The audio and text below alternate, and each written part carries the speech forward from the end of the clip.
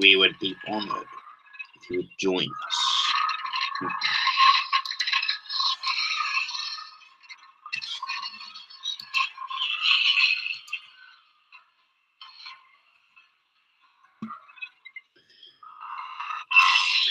Yes, everyone, welcome. Welcome to Ataku's live Facebook special, Star Wars theme, at the present time, in a galaxy not so far away. Yeah, so...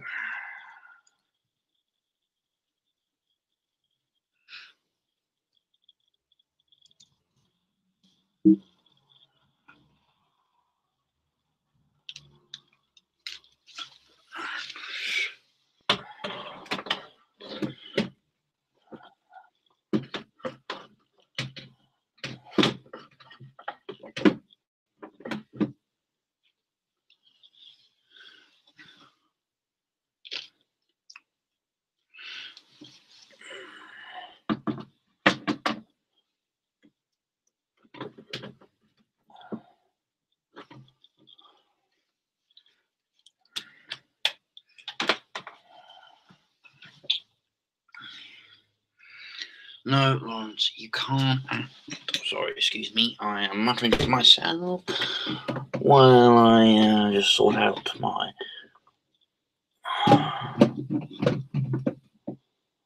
There we go. Right, let's get this link sent to the people. I've tried to do it before going online, but yeah, internet's not the best. Doesn't seem to be the best at the moment since I came back from TFN. I'm not quite sure why, but anyway.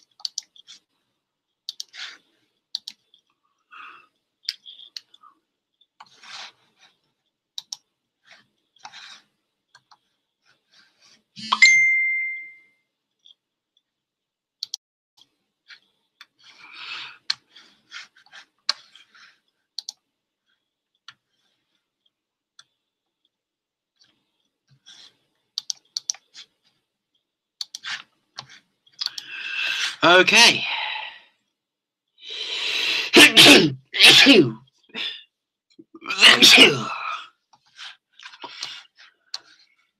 Please excuse me.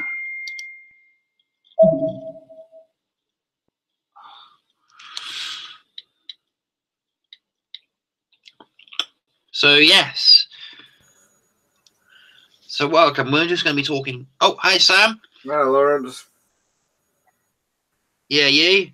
Not bad. What's the plan for tonight, mate?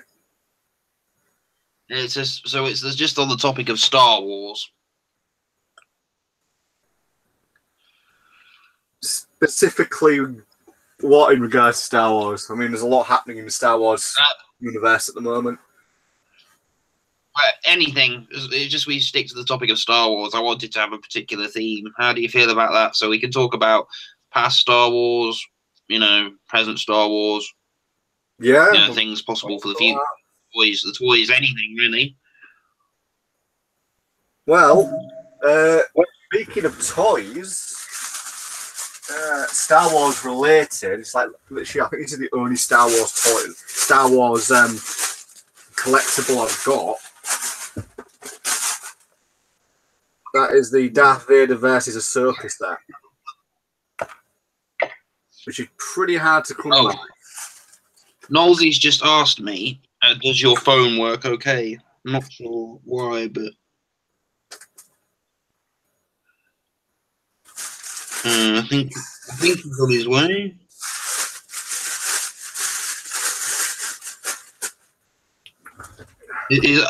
Knowlsy tells me to ask you, Sam, does your phone work okay? Yeah, it's fine. Yeah, okay.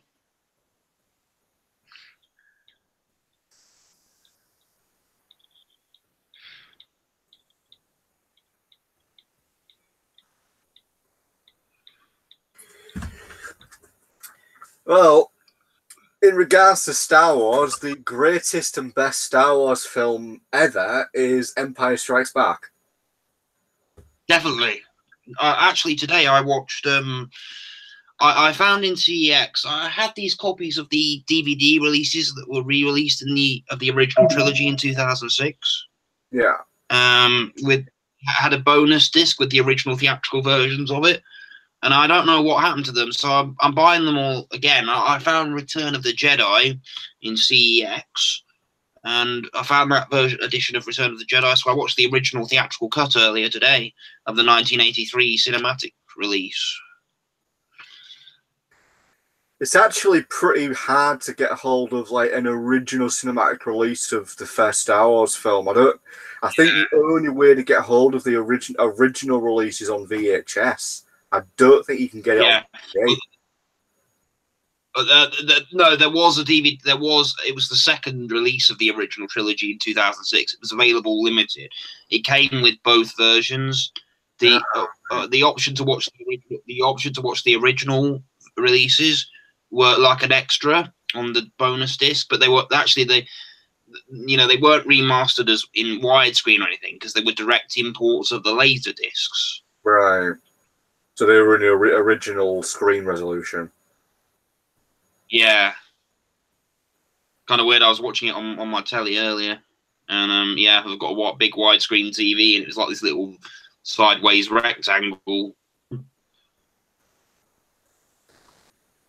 Yeah, it's nice to see things in traditional, I suppose you could say, of how they are. I mean, I suppose with Star Wars and general, the only thing I'm not a fan of is some of the changes they made in Return of the Jedi, especially in the Blu-ray release. Obviously, you've got the iconic scene where you've got Palpatine blasting Luke with Force lightning, and I know, and they sampled Darth Vader's line from Episode 3, him going "No!" Yeah, they didn't need to do that. That just ruins the whole scene. The whole point of that scene, you don't know what Vader's thinking. You know, it's like, do I save my son? Do I not save my son? And then he's having to go, no! And then, like, he's like, that doesn't work. That completely destroys the entire scene. The beauty is that Vader doesn't speak. That is why that scene is so great. Yeah, I know. I just don't get why they did that. I know that before George Lucas sold the rights, he wanted to make the connections between the prequels and the original trilogy stronger. That's why I think he kept altering them. Is it like in Empire Strikes Back when Boba Fett first comes on the scene? They redubbed his voice with a Jango Fett's actor. Obviously, I think to fit it in with the cloning story. Well, there's no real need to do a lot of that. I mean, changing things in little ways doesn't necessarily link anything up. I mean, there's still, for example, there's actually a massive continuity error that cannot be addressed at all because it's just impossible to address. And the continuity error is that in Return of the Jedi, when Luke asks Leia, you know, if she remembers her birth mother, Leia's response that, you know, she has some very like vague memories of the mother. She kind of remembers her a bit. It's like, yeah, well, exactly. She dies literally just after she was born. Yeah, exactly. So it's like that bit there is a massive error because you see, as you say, The thing is, she could have those memories from the Force. She maybe retains that very brief memory of it, but maybe Luke had his eyes closed or something.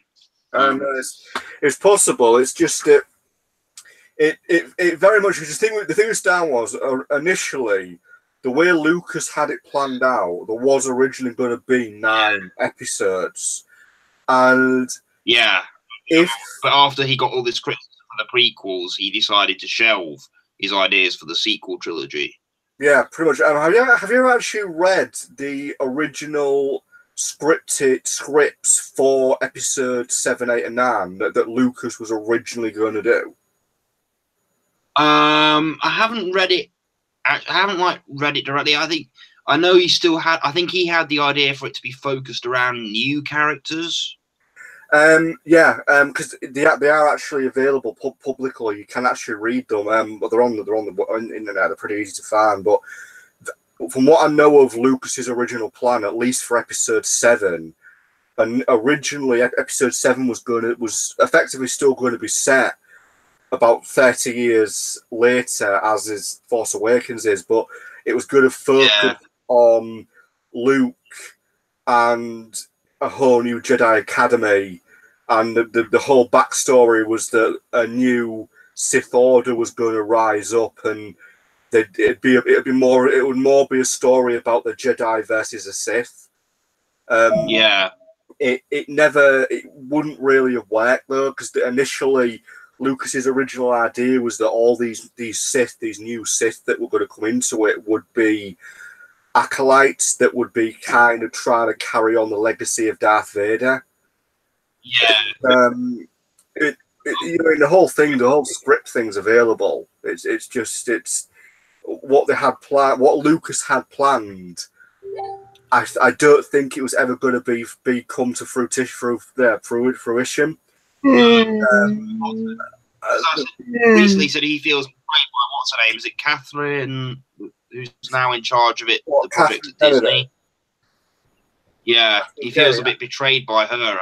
Well, I don't think it's anything to do with her, because my argument involving the Catherine Kennedy hate is that for a start, hi, Knowlsy. Hello. Just ignore him, Lawrence. Just ignore him. It's easier when you ignore him. He goes away if you ignore him. I've learned that over the years. Just don't look at him. Now I know why he doesn't text back. He buys a phone at like £500 or £600 a go, and he never freaking. I don't know if he's ever got used to the texting thing on his phone. You know, he never replies. You know, it's just like you say, "Hi, Sam," you get nothing back. He's just like cold shoulder. So Sam was talking about the video that's got a hell of a lot of dislikes and barely any good likes because he likes Kennedy or whatever name. Well, I was merely pointing out that everybody blames Catherine Kennedy for the fact that they don't like The Last Jedi, yet nobody had a bad thing to say about The Force Awakens, and she was a producer on that. She wrote The Force Awakens. No, actually, a lot of what I would say the purist or the elitist fans in the Star Wars fandom have a problem with anything after the original trilogy. So, they moaned and groaned about the prequel trilogy. They moaned and groaned about everything that's come out since Disney took over. But on the plus side, Disney were responsible for Star Wars Rebels, which is a fantastic series. Yeah, Rebels is good. Rebels is a great series. I can't deny. I mean, the thing is, my argument as well is that Catherine Kennedy is linked to some absolutely historic films. I mean, she was producer on, like, for example, she was a producer on Back to the Future, a very iconic film. And I feel like the real truth is that, as John says, the purists of Star Wars, his purist fans, will latch on to anything and try and blame anybody they can for something they don't like. I mean, it was these Star Wars purists that spread the rumor that Kathleen Kennedy had been fired from Disney and someone else was going to be producing for the next Star Wars film, but that isn't true at all. She's still the producer for Episode 9. The thing is that gets me is I feel like the Star Wars fan base has become very toxic in the last probably 3 or 4 years. It has, yeah. And there's no need for that. You know, a franchises change. You know, to scream and rant and say that this isn't my Star Wars. Well, no offense, but to a lot of these people, your Star Wars was 35 years ago, and it's a changing thing. Yeah. And right now, this new trilogy is this generation Star Wars. So every 10-year-old is growing up with the new Star Wars. And if you don't like it, you know, just go back to the original trilogy. Just watch that. Yeah, exactly. I mean, the thing is, I'd watched all the original trilogy before the prequels came out, but then again, I was 9 years old when Phantom Menace came out. And at the time, I really liked it because it was kind of a bit appealing to kids. I think the prequels have slightly had some more kid-friendly moments than the original trilogy did, even though George Lucas had Star Wars in his mind as a kids' film. Yeah.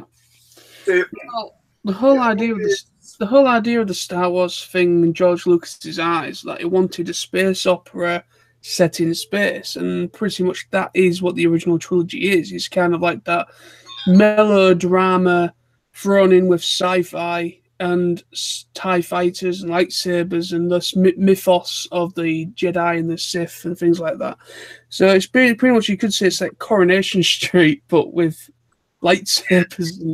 And, but obviously much better than Coronation Street, because Coronation Street's terrible. Well, all of them are, to be honest. But, you know, it's... but, yeah, I mean, like I say, I mean, look, Star Wars has always been for kids. You know, even the original trilogy was kind of done in a way for kids to get behind it, you know, to get kids behind it.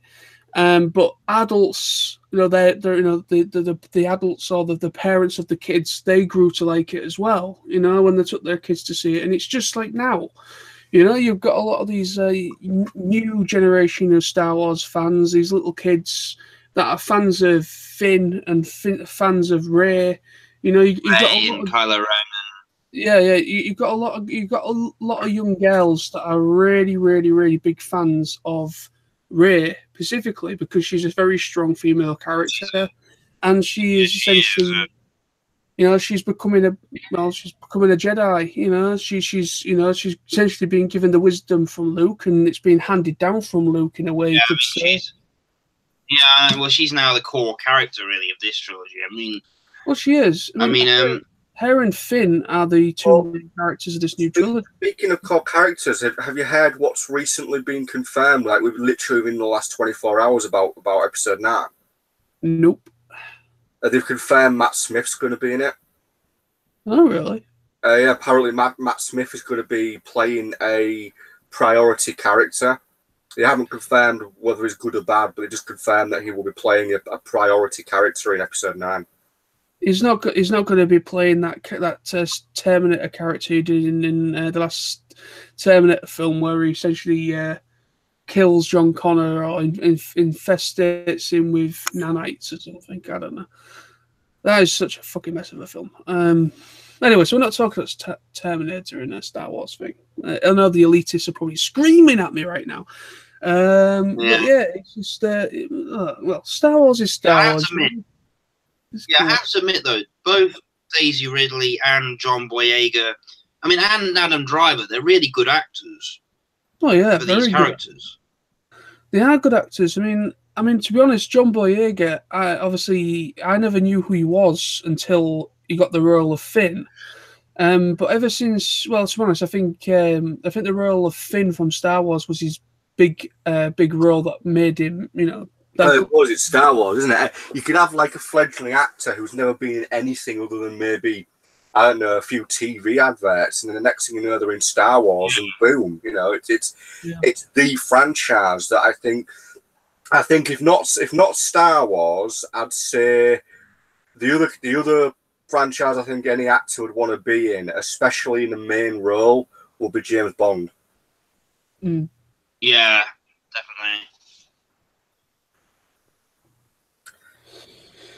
The thing is though, when John Paul Vega when he got announced, there was quite a bit of idiot people basically kicking off and saying you can't have a black stormtrooper. You can't have a black. But we've never seen behind the mask of the stormtrooper before, so didn't really make a difference. Well, no, not really. Well, when he considered that officially, you see, technically, Star Wars stormtroopers kind of divert. Because there's a Star Wars Legends continuity, and then there's the new continuity. Yeah. So in one continuity, the vast majority of the stormtroopers are still clones, but in the other continuity, yeah, the Jango Fett clones. Yeah, but in the other continuity that they've got, they're normal humans, with the Jango Fett clone troopers basically being phased out. Yeah, I've heard about that in a theory. Yeah, that because I heard like the Empire sort of lost their faith in the clones after the Clone Wars. It's not because obviously it's Star Wars Rebels. It's one of those. The other issue as well was that the clones themselves didn't have a long lifespan due to the fact that they were accelerated growth. Yeah, I think the average clone, assuming they didn't get killed in combat, had an average lifespan of about 20 years, because after about 10 years, it'd start to age rapidly due to the cloning process. Yeah. Except with Boba, obviously, because he was an unaltered clone. Yeah, he was technically a normal human, but he was a clone of his dad, effectively. But yeah, he was normal in every way, apart from he was a clone. You know what? That's really surreal if you think about it. You've got a man raising himself, because the child is him, it's a clone of him, so you're raising yourself. That must be really weird. Well, I think actually in terms of I heard it not long after episode 1 came out. Actually, I don't know if it was just, that at some point Boba Fett was going to be in the prequel trilogy, because they said they wanted to explain more about him because the fans wanted to know more about him. And I think originally when I looked at the cast list for when I was about 10 or 11, I looked at the first cast list for episode 2, and actually where the picture of Jango Fett was, it said Boba Fett. But yeah, I thought that story was explained well, that that they brought him into the actual story arc of the Clone Wars. Interestingly, before episode 2, before the Clone Wars were even officially done as a film, there was very little information on them before that. Lucas, there was one. There was one comic that actually did. This is before the prequels. There was one comic that did loosely cover the concept of the clones, but this wasn't anything to do with them being based off one specific person. There's a graphic novel for Star Wars where you find out that the Empire were attempting to kind of relaunch the cloning procedure, but this is before Clone Wars film, so they weren't Jango Fett clones. But before the Star Wars Clone Wars film, the Clone Wars themselves were always shrouded in mystery. There wasn't a lot of information on them, and I think that was. Because what we first hear in A New Hope is that we hear when Prince Leia, she's sending the message to Obi-Wan Kenobi, is what we hear about that. She says that her father, her adopted father, General Organa, that Obi-Wan served him in the Clone Wars. And I thought, recently I watched episode 1 and 2. Actually, no, I watched episode 4 after seeing episode 2. I thought, oh yes, the Clone Wars, this is what they're talking about. So, but Oh, hello, you still there? Yeah, I'm still here. Oh, can you hear me? Have we lost our volume? Well, I can hear you. Sam? Right. But Okay, yeah. I was thinking right. the thing is, though, Lawrence, well, whenever you ask Sam a question like, "Can you hear me?" He won't reply to you because he just think, you know, I don't know. I don't know. He won't text you and he won't say, you know, yeah, I can hear you. You know, yeah. He just sits there. He just sits there with his two fingers on his chin there, looking like he's really, really, really, really special. And he's probably reading something, hence why he's not even talking to either of us. Because when he reads, he completely ignores everybody. I don't know how he can. That's all right. Sam, you can read. I haven't got anything up on the screen apart from you two.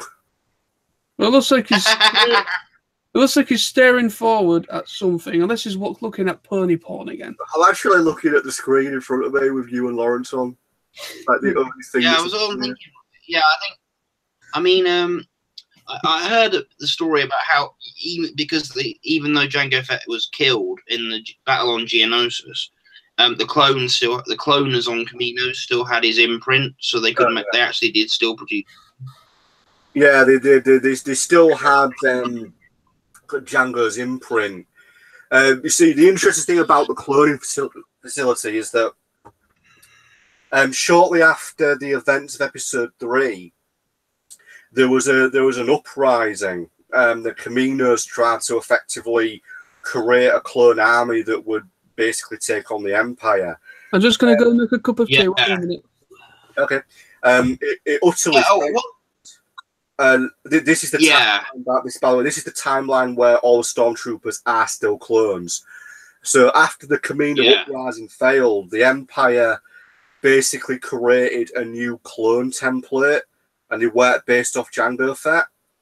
It largely depends, because as I said, in one continuation they are still clones, in the other they're humans, but in the one which are humans, or the stormtroopers are human, they're all still trained on Kamino, but they're trained by clone troopers. Yeah. What I didn't find out recently was apparently because Count Dooku was behind the whole thing. I didn't realize that Palpatine had that Count Dooku had ordered for there to be a chip put into the clone troopers' heads for them to be able to just turn on the Jedi when it came time to execute Order 66. Oh yeah, that's the inhibitor chips. Yeah, that actually gets explained in the Star Wars Clone Wars. What was released of Season 6, or the Lost Episodes as it's known. I have actually got it on DVD. Yeah, here. Yeah, the Lost. I've got Seasons 1 to 3 on DVD in Clone Wars. But I've got a very special delivery coming tomorrow. I've got Star Wars, even though I've got Seasons 1 to 3 on DVD, I wanted to get 4 and 5, but it was cheaper when I looked on Amazon. I had the £33.36 something, Seasons 1 to 5 on Blu-ray box set. So I've got that. It's coming tomorrow. Yeah, I've got the Blu-ray box set as well. But yeah, that's the Lost Missions. It basically explains about the chips in the clone troopers' heads, which basically, when activated, make them go into Order 66 mode, because it was always hinted, even in Episode 3, that obviously it was a subconscious command, and it was inside every single clone trooper. Up on Order 66 happening, they would target the Jedi. Interestingly, there was a total of 126 orders within the subconsciously built into the clone troopers. One of them, I think it was either Order 65 or Order 67, but one of them was actually designed to mark Palpatine as an enemy, and if that was activated, all the troopers would turn on Palpatine. But the weird thing is the subconscious orders within the clone troopers, it's never revealed exactly how they got there. I mean, Order 66 was all Palpatine, but all the other ones are a bit of a mystery. Yeah. Straight, yeah. I mean, that's interesting because I often wondered like how because he speaks specific. Palpatine asked like Commander Cody specifically, that general, to execute the order, and I was wondering how all the clone troopers just followed suit all around the galaxy because they happened to be in locations with the Jedi, because they had the battalion on Kashyyyk, then the battalion on the planet where General Grievous was. And then, yeah. So I thought, yeah, it would make sense if there's if they have an inhibitor chip that changes them. Well, the other thing as well for the clone troopers wasn't just basically when Order 66 happened. The order went out to the clone commanders first, and then through them it went across the entire clone trooper network. And the thing about Order 66, it was on all the time. So basically, later on, when the Jedi survivors were being found, the clone troopers would still target them on sight.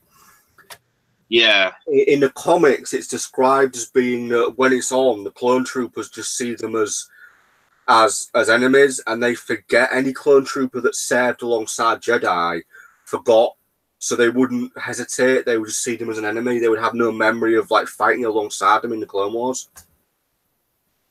No. Yeah, I mean, I like what it feels in Rebels is that Captain Rex and his two brothers, that they actually escaped because they actually were able to remove their chips before the order was executed.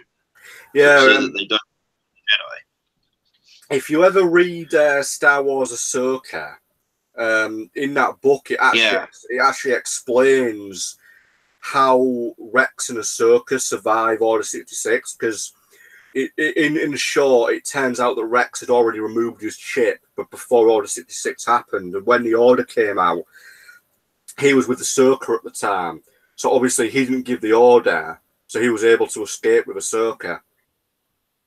Because I know Ahsoka leaves the Jedi Order because she feels she can't trust them at the end of Clone Wars 5. I don't blame her. I mean, bloody hell, they practically spat on her. Because they set her up, kind of, didn't they? Well, the Jedi don't set her up per se. She's set up by a Jedi who was a close friend of hers. But the issue is that the Jedi Order basically turn their backs on Ahsoka and throw her to the wolves. Even though it's obvious she's innocent of the crime, they just say, no, screw you. And afterwards, when it's revealed she's innocent, they try and bring her back into the fold by saying, this was just a great trial, this was all it was. And she's like, no, you betrayed me. You were my friends. You were my family. Yeah. You abandoned me when I needed you. Yeah, because she's force sensitive, she obviously knows. She can probably tell that they're just trying to lie to her to bring her back. Well, you see, if I was in the Star Wars universe and I was force sensitive, I would not join the Jedi Order, because at its heart, the Jedi Order isn't, I wouldn't say corrupt, but you just can't trust them. They would betray you very easily. They just would. You'd be better off being a grey Jedi. Exactly. The point that Palpatine makes when he does say that the Sith and the Jedi were similar. I think actually he's right in a way. Like the Jedi aren't actually selfless people. They're not selfless. They do actually care really about themselves. Well, it's the same. Sith. There were some Sith that weren't exactly evil. There were some Sith that were effectively dark side users, but they weren't the type to go out and just massacre people. Now here's the interesting thing. Again, this is from the comics. There was just one point in the Jedi's history where they were the true aggressors. They were the evil ones, and they did something which almost wiped out the Sith completely. Basically, this is during the Jedi Sith War. Near the end of the war, the Jedi had successfully managed to cripple the Sith fleet and overthrow them. And near the end of the war, the Jedi had captured the Sith home planet of Korriban. Now, this is where things get damn and dark. The Jedi, on the depths of Sam's head, basically decided that in order to prevent the Sith from ever rising again, they had to basically annihilate the Sith Order. So in one day, the Jedi swept through Korriban and killed every single Sith. And that wasn't just the masters and the apprentices. They even killed the children and the newborn. Padawan. Yeah, they killed all of them. Even like newborn babies that were born in the Sith cities on Korriban, they killed them. Yeah. They almost wiped out like an entire race of people, including the original Sith, and they committed mass genocide. And it's like it's stuff like that where you really think to yourself, bloody hell, the Jedi really weren't as nice as you're led to believe. I mean, there's a really good story involving the Jedi set similar like 1,000 years before the prequel series. And in this story, a load of Jedi Masters kill their own Padawans because one of them has a vision that in the future a Jedi will basically go to the dark side. It's basically Vader, but he thinks that the vision is. Yeah, we know that. Yeah, I mean, George Lucas revealed that the Sith Knights were begun by a former Jedi Knight who was tempted by the dark side. Technically, the Sith Order was born from a group of dark Jedi who discovered, because basically this is just a really weird thing how the official story goes, but the Sith, the original Sith, were a race of dark Force users that lived on the planet Korriban, and they were described as red-skinned people who were naturally attuned to the dark side of the Force. And the way it goes in the comics is that a group of Jedi who favored the dark side and were basically dark Jedi were exiled from the Jedi Temple and exiled basically from Republic space. They found Korriban because it was naturally obviously pulling to the dark side.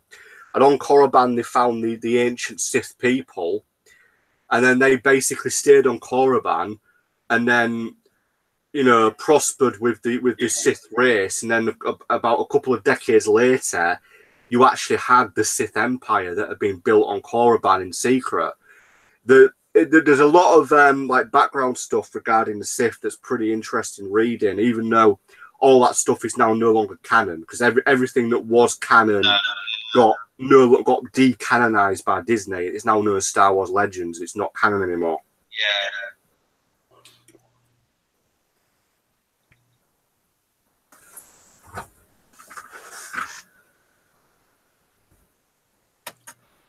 I mean, they've released like one official picture of, because they've kind of like obviously been filming the final episode 9 for the last few months. They've released one official picture which just shows Rey standing beside the Millennium Falcon.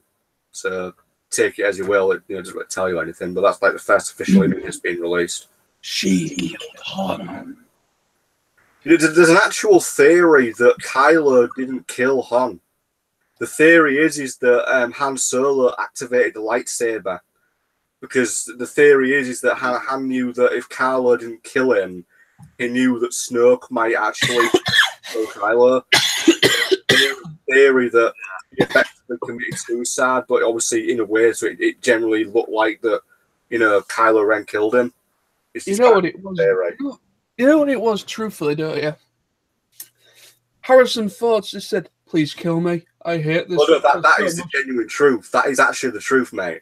Because the reason Han Solo gets frozen in carbonite in Empire Strikes Back. Yeah, because originally they were going to kill him at that point, weren't they? Yeah, because Harrison was on the fence back when he come back from Return of the Jedi anymore. But they thought, hang on, can't we just freeze you instead? Because we know we might need you in the next film. And that's why he's killed off in Force Awakens, because Harrison Ford basically wanted it to happen. He didn't want to play the character anymore, so they killed him off completely.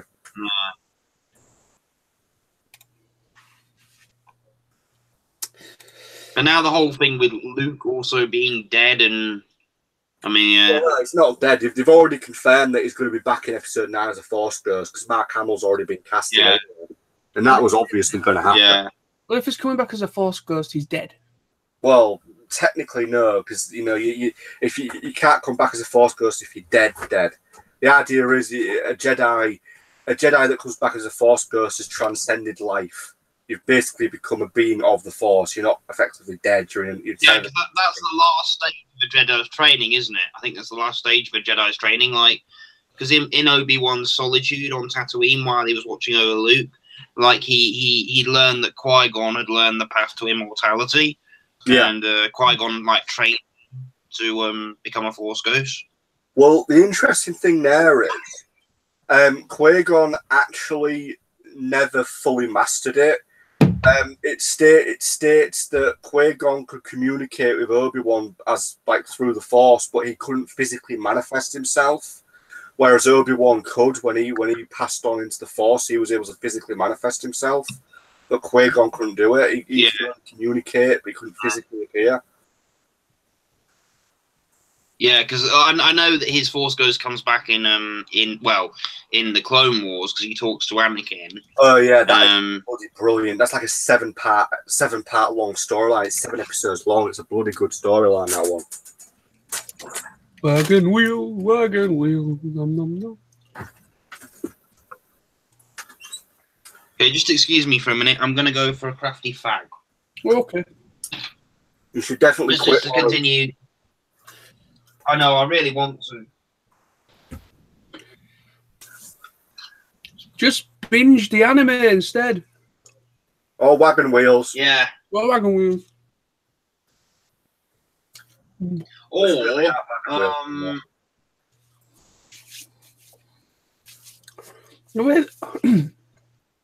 I wish they'd bring back the red ones, the Wagon Wheels. Because there was the originals, and then they made the blue ones with jamming them. The jam ones aren't too bad. They're not too bad, but I used to love the original ones that were red. I'll say, while we're on the subject of like snacks and treats, do you remember the Star Wars Tazos you used to get in Quavers and that in Walkers? No, I don't think back so. In the 90s. Yeah, they did like Star Wars versions of Tazos, and you could clip them together to like of ships and stuff. Oh.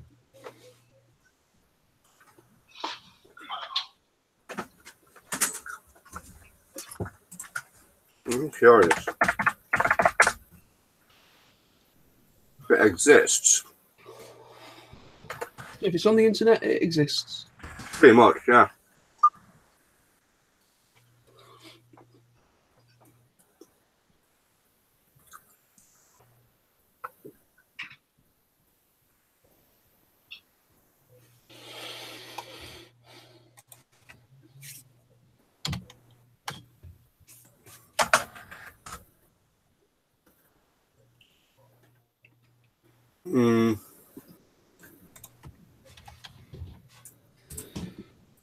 Just thought maybe Amazon might sell them red Wagon Wheels. No, I don't think they were discontinued, Matt.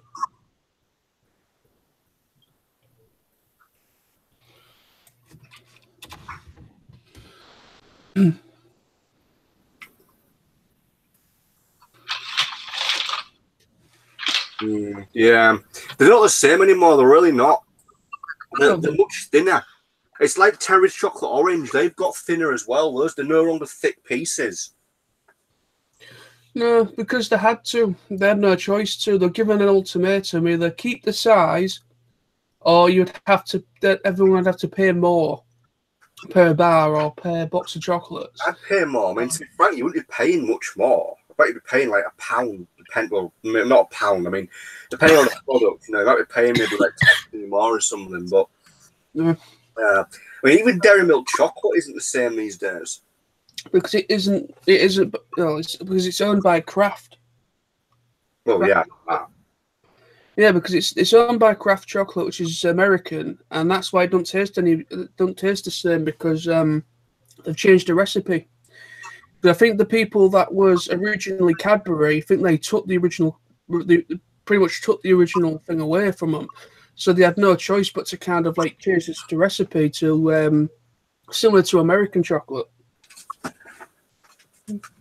mean, some American chocolate's nice, but you can't be either Thornton's or Cadbury, or original old Cadbury, anyways, because they were literally, English chocolates like the best, next to like Belgium chocolates and things like that. But Belgium chocolate's very sickly. If you eat too much of it, it can make you really sick. So I remember doing that once, and when we went to France at school. Or was it no? It wasn't for France. It was Belgium. Sorry, I think it was Belgium or some I went to on a school trip. And I remember buying myself like I got one for my mom, and I got one for myself, like a box of Belgium chocolates. I ended up eating every single one of them on the way home on the coach. I ended up really much in a bad way.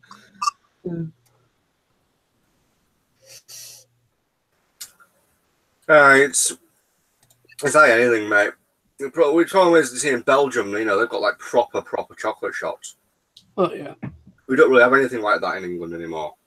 Not anymore. I mean, the whole art of chocolate making really has kind of died out. I mean, yeah, it still happens. You still got Cadbury, you still got Bourneville, you still got all those people that make chocolate and Thorntons and so on. But it's very much a Victorian thing, really, chocolate making, where you used to be able to kind of walk into the oldie-weldy shops, sweet shops, and watch them make it in front of your eyes. There's not much of that anymore. It's pretty much very Victorian, that whole watch them make the chocolate. There is, like, I think some Thorntons places do that, where you can actually watch them make the chocolate. But I think the one we have... I'd say Thornton. I mean, John Bull, that's been around for ages. They actually, you can go around the John Bull factory and actually see them make stuff, and they still make stuff traditionally. Yeah, you can go around the Cadbury's factory. You can go around that as well. A mate of mine that I used to work with, she recently, her and her husband went to, I can't remember where they're based. I don't know if it's Leeds or is it Liverpool. I can't remember where the Cadbury's based, but they went to the Cadbury factory for like a look around, and then they went to, I think, like a type of safari park, I think, as well, that down that way as well. And it was like one of them National Express coach things. Yeah. Coach day out or weekend away kind of thing. I haven't been to anything like that. I mean, I want to go around the Guinness factory, because I know if you go to Dublin, you can sometimes you can go around the factory where they make the Guinness. And I think it's fairly new. I don't know if it's on the Guinness premises or if it's somewhere else in Dublin or roughly in the same area, but they've released something known as the Sky Bar. Oh, yeah. And I think it's got something to do with if you went on like a little tour. And you can get invited up there, and it's literally elevated pretty high up. And it's like this whole like bar, but it's like completely oval. You can see out of all like Dublin and Ireland. And they actually pour you a proper Guinness. And the reason we call it a Sky Bar is because apparently it's supposed to taste really, really nice, because it's been, I don't know, but they pour you an actual fresh Guinness in that bar to try it.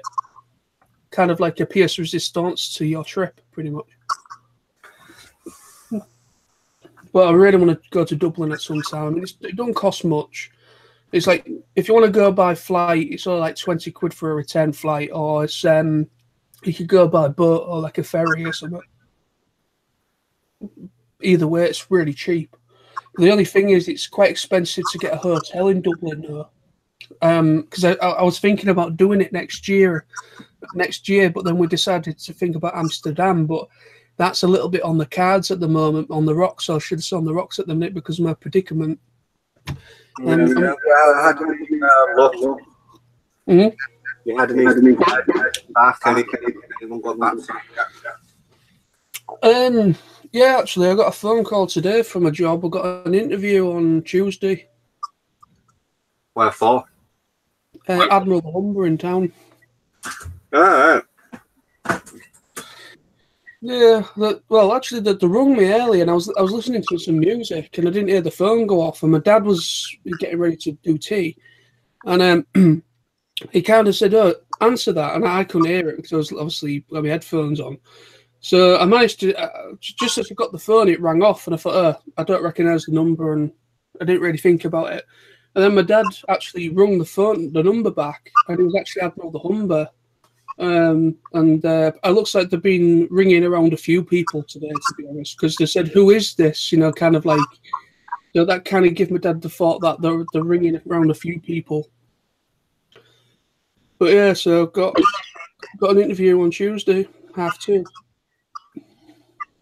Oh, good luck, mate. Yeah, well, hopefully. I mean, like I say, I've only, that's the only return I've had. I've had, I think I've had 2 or 3 rejections. Out of all the jobs, out of every job that I've applied for so far, I've had like 3 rejections, 1 interview, and I think I've had like 1 completely outright denied, which was weirdly, it was the Tesco's one. I tried to apply for a Tesco's job, but for some reason, as I was going to submit it, they just pretty much just chucked it out straight away.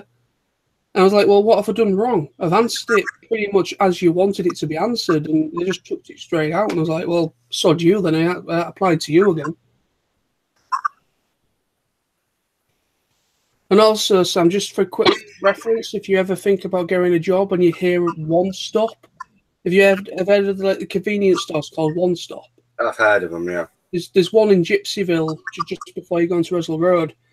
You know, before the flyover anyway. And there's one there, and I think it was that one they were after staff for. And apparently they're an off-brand of Tesco's. Apparently, I didn't know that. They're owned by Tesco's, and it's exactly the same. Exactly the same application thing you got to go through. You got to make like a profile thing on the Tesco's careers page, and it's all through them. So they own one-stop convenience stores as well. So yeah, I'm staying away from that because pretty much I don't really like it. Where I mean, literally, I've got nearly 9 years of experience in retail, and I know exactly how to answer certain things that they ask you. Because it took me, I think it took me like maybe 4 or 5 times before I actually was successful to get an interview with Asda. But it took me quite a while to actually get accepted there. But I mean, like I say, I think the job that the interview that I'm going for on Tuesday it's for floor staff, which is pretty much like waiting tables and cleaning them and pretty much that kind of thing at the moment. And then maybe they might train me on the bar end as well because I'm old enough to be behind the bar. So, because if you notice, a lot of the floor staff, they're probably just under 18, probably not old enough to, go behind the bar and everything. Or should I say, not old enough for cash handling, anyways.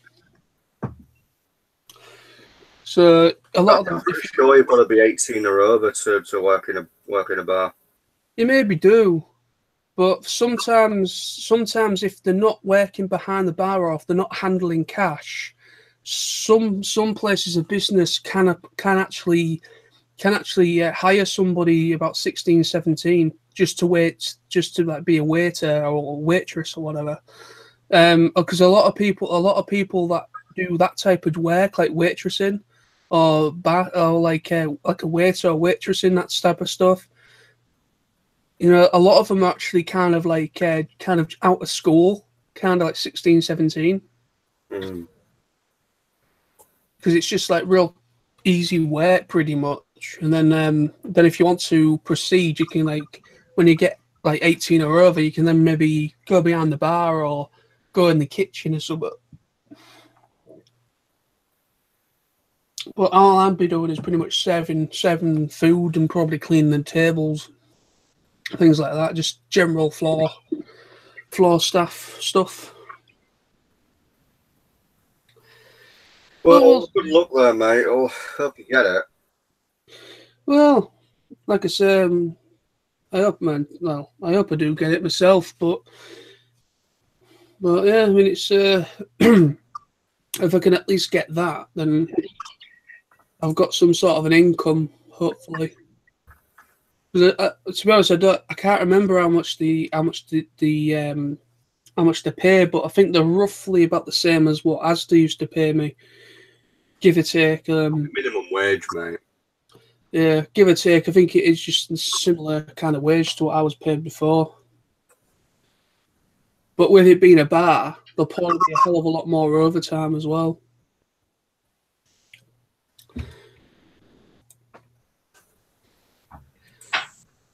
I like we've gone like talking Star Wars, and now we've gone kind of like job search.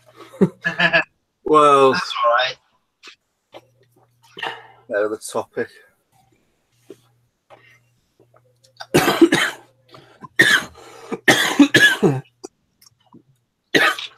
This tea's killing me. Yeah.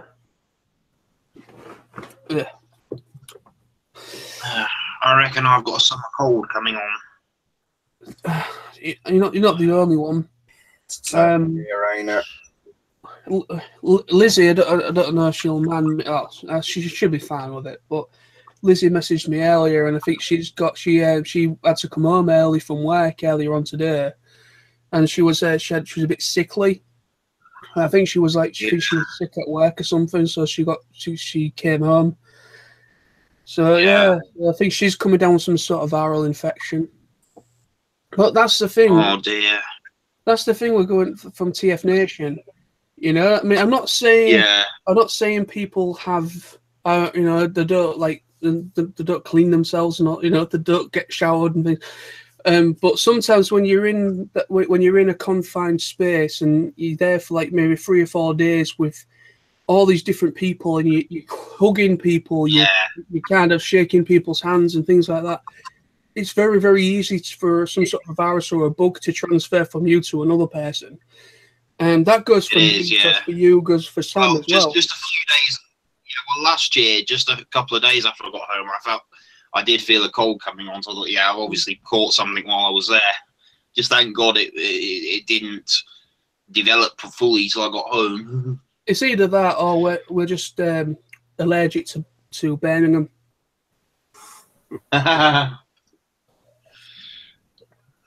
Yeah. I think even Birmingham people are allergic to their own place. But yeah, it's just, I mean, like I say, it's one of those things. It's what they call convention. What was it? Convention summit disorder or something. I don't know. There's like an unofficial term people have used for it now. But it's like, it's one of those things. It's just like you're in contact, you're kind of shaking people's hands, you're hugging people that you don't see from one year to the next. You don't know if they've been ill. You don't know if they've literally just started to be kind of. You're in contact. Like you go into a room full of 20 people, the chances are you're going to pick some up because every single person anyway is a carrier of something. I mean, we're all carrying the common cold anyway. Well, anyway, you don't know what somebody's got. You got to be really, really careful. I mean, you could somebody might have some sort of maybe I would say definitely Sam in this case. Some sort of sexual problem, like an STD. I'm pretty damn sure Sam's got one of those. It's probably the one that sounds like a Victorian girl's name, gonorrhea, possibly. I'm joking, so I love that. I don't know if you've seen it, Lawrence and Sam. have you heard of? Obviously, no, Sam's heard of him, but I don't know about you, Lawrence. But heard of a comedian called Lee Evans? Yeah. Yes. And have you? I don't know if you've seen it, but he did like a live thing, and he was talking about STDs and things like that. And he's basically saying about the names for some of these STDs sound really, really good, like really nice, you could just like he just says you could just imagine, kind of like a Victorian lady in a Victorian era, kind of like opening the big doors of the big house and just shouting out like, "Oh, gonorrhea!" and things like that, you know. Just, and then you just see her daughter running towards her. It's the Olympic one, you know. The Olympic one. So he's like, you know, and then you got the countries that no one's ever heard of, you know. Hello, going on to the stage, gonorrhea. Herpes. Pakistan. I miss Lee Evans. Literally, I used to have stomach cramps. Literally, I was literally crying in laughter so badly, and so because his earlier stuff was really, really good. I remember one. I think he'd literally just kind of been on the circuit only a couple of years at this point. And I remember he did one like in the early. Around. Sorry? Is he still around? I know you can still get his stuff. You can still get his stuff, but I think he retired. Yeah. Because I was going to go and see him a couple of times because he did like a big arena tour about a year or two ago. And he was going like to Leeds, Manchester, and I was thought, well, Leeds isn't far from me. And I was honestly thinking about going to see him, and but yeah, it never happened. I tried to go to see him on the last two big tours he did, but I never got around to it. But I'd love to go and see it. I'd love to go to a stand-up comedian like live tour date or something, because there's. I mean, I love Lee Evans because I pretty much grew up with Lee Evans' stuff because I think he kind of really started in the late 80s, early 90s when he kind of started on the comedy circuit, like, you know, actually doing like actual stand-up comedy on TV and things.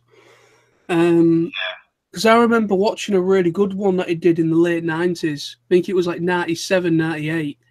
And it's I think he's in Scotland. I think it's part of an Edinburgh thing. He went to Edinburgh for a live thing, and it was absolutely some of his best material was in that one. Absolutely fantastic. I remember just literally almost pissing myself with laughter at that one. It was brilliant. Well, I like Peter Kay as well, but the only thing is, I want fresh stuff from Peter Kay. You know, he just, you know, the whole garlic bread thing and the whole, you know, it's the same guys and it's the same jokes. I want to see, hopefully, if he can do an actual big new tour with completely brand new jokes and sketches and everything. You know, he's one. I mean, he's a good comedian. He's very funny, and he's, you know, I can see why people like him because, you know, he's very. A lot of the jokes that he kind of comes up with, people can relate to those jokes and relate to those things. And that's why he's so popular. And obviously, he doesn't really care since there, so pretty much little kids can watch him as well.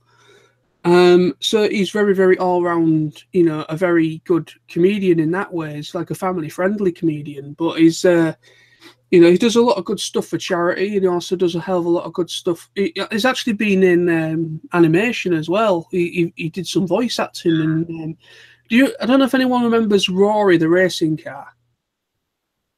It was like a really, really little kids thing, like obviously for 5-6-year-old kids.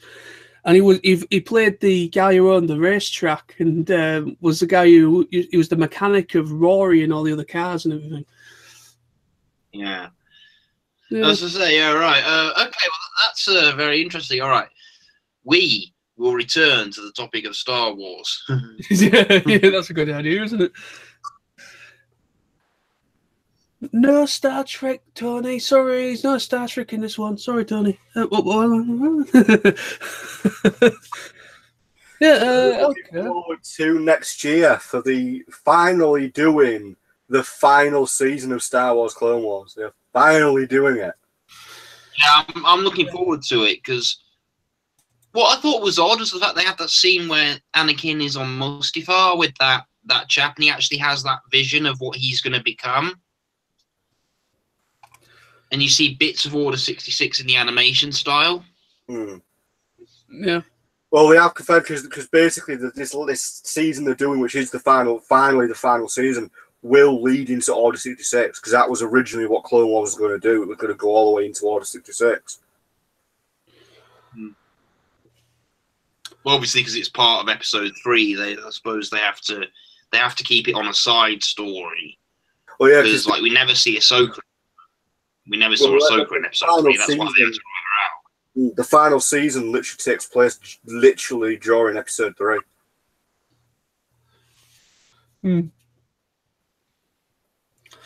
Yeah, I'm looking forward to that. I mean, I've got it now. I've got the all 5 seasons of Clone Wars, but I'm still behind on Rebels.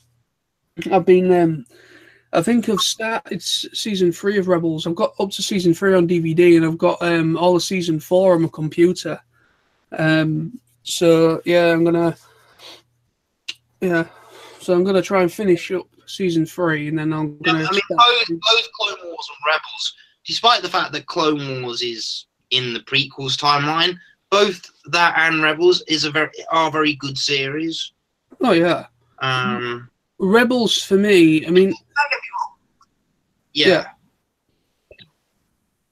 Don't get me wrong. I don't hate the prequels as some people do. You know, they were good. There were things it definitely got right. That trilogy got right. Yeah. Like I love the updated fighting style and stuff because it's the Jedi in their prime. Yeah. Well, I agree. I mean, obviously, like I said, I mean, well. I think me and Sam were roughly the same age as you, Lawrence, when the prequels came out. I think I would have been either 9 or 10 at the time when Phantom Menace came out. And I remember, obviously, my mum took me to see it. My mum took me to see pretty much every film, anyways, that was kind of like kid friendly. Yeah.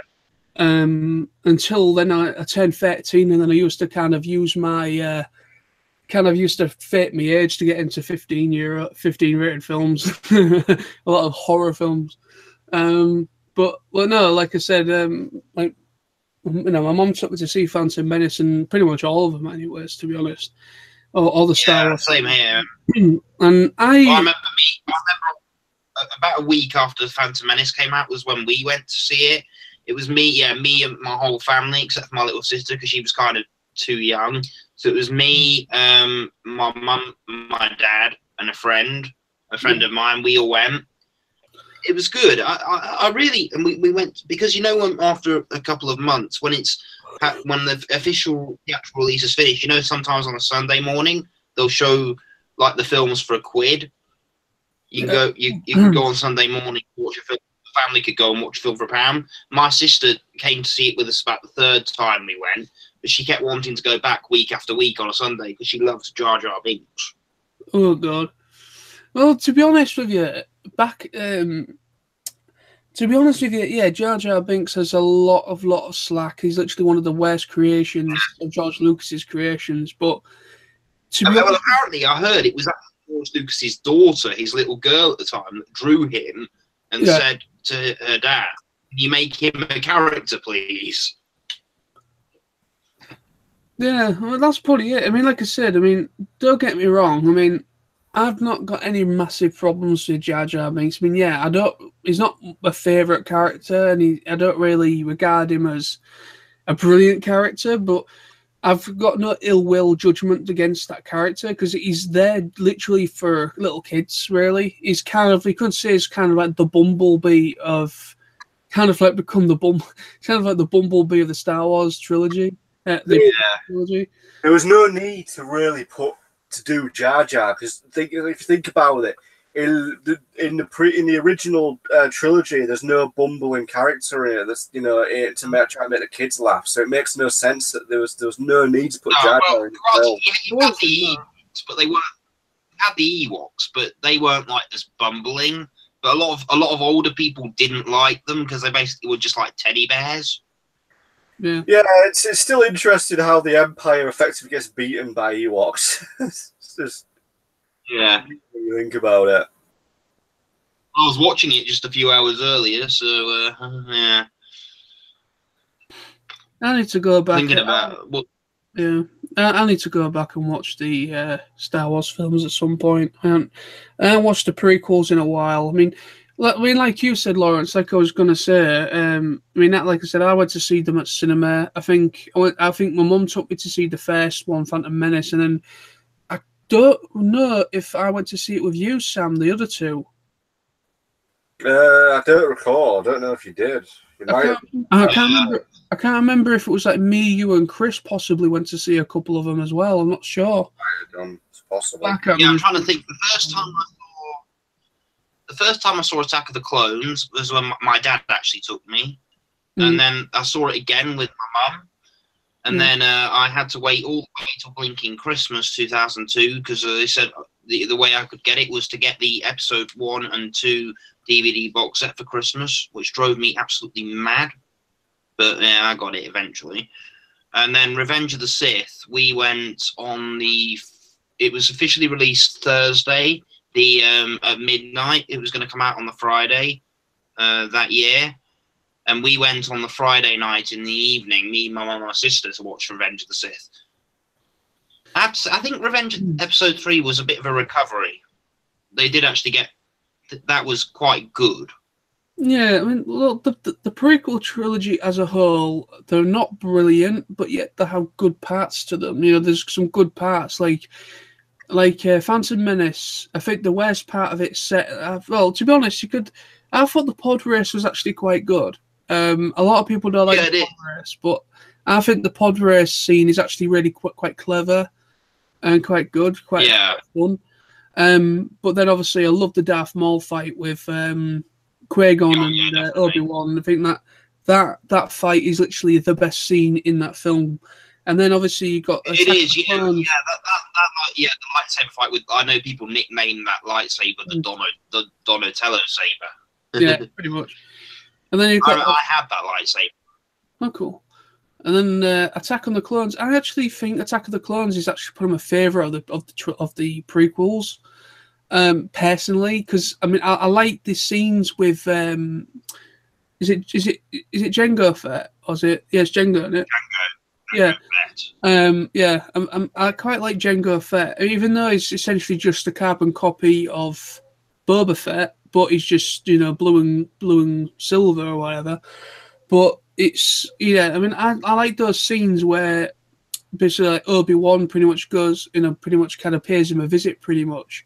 And you got that scene outside where it's raining, and he kind of hooks him with his thing, and kind of tries to kill him and everything.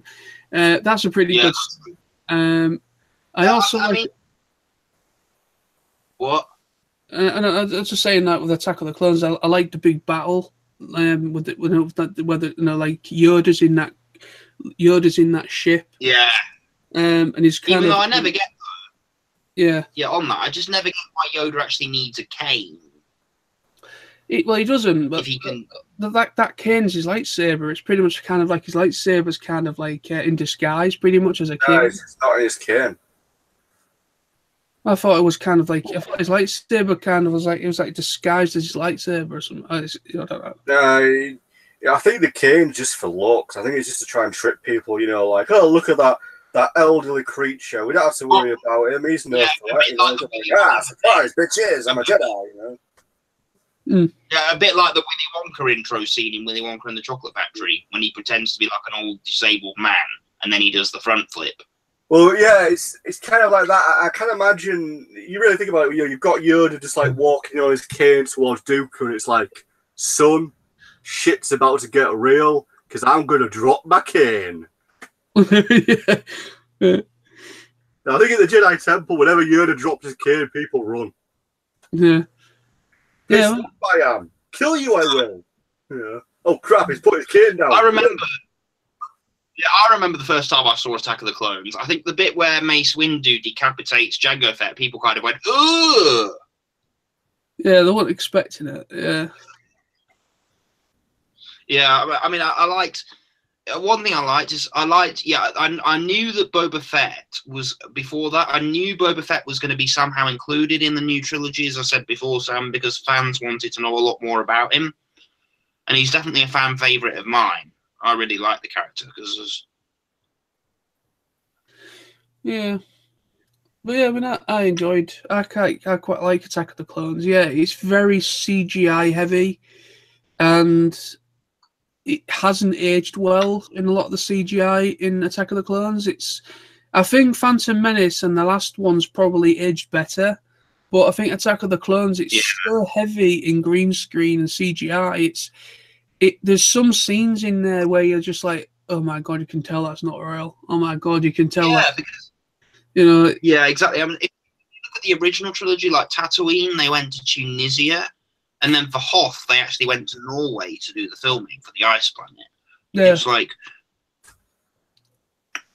Well, yeah, I mean... Whilst all these, like, you've got the planets like Mustafar, Camino, which can only really be done, I suppose, on CGI, because you can't really go to a place that's like a volcanic planet. You can't go to like a place that's just one big erupting volcano. But well, no. There's some planets and scenarios where you have to have some sort of CGI there, but I think the problem is with Lucas is he went a little bit mad with his creativity. I mean, thank you for the original trilogy, Lucas, but the prequel trilogy was kind of like, oh, look what I've got. I've got CGI now. I can do CGI in my films now.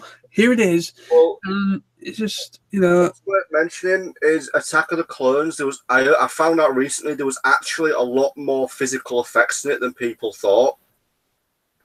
There's a couple. The big battle where they have the Jedi in the arena fighting all the droids. Yep.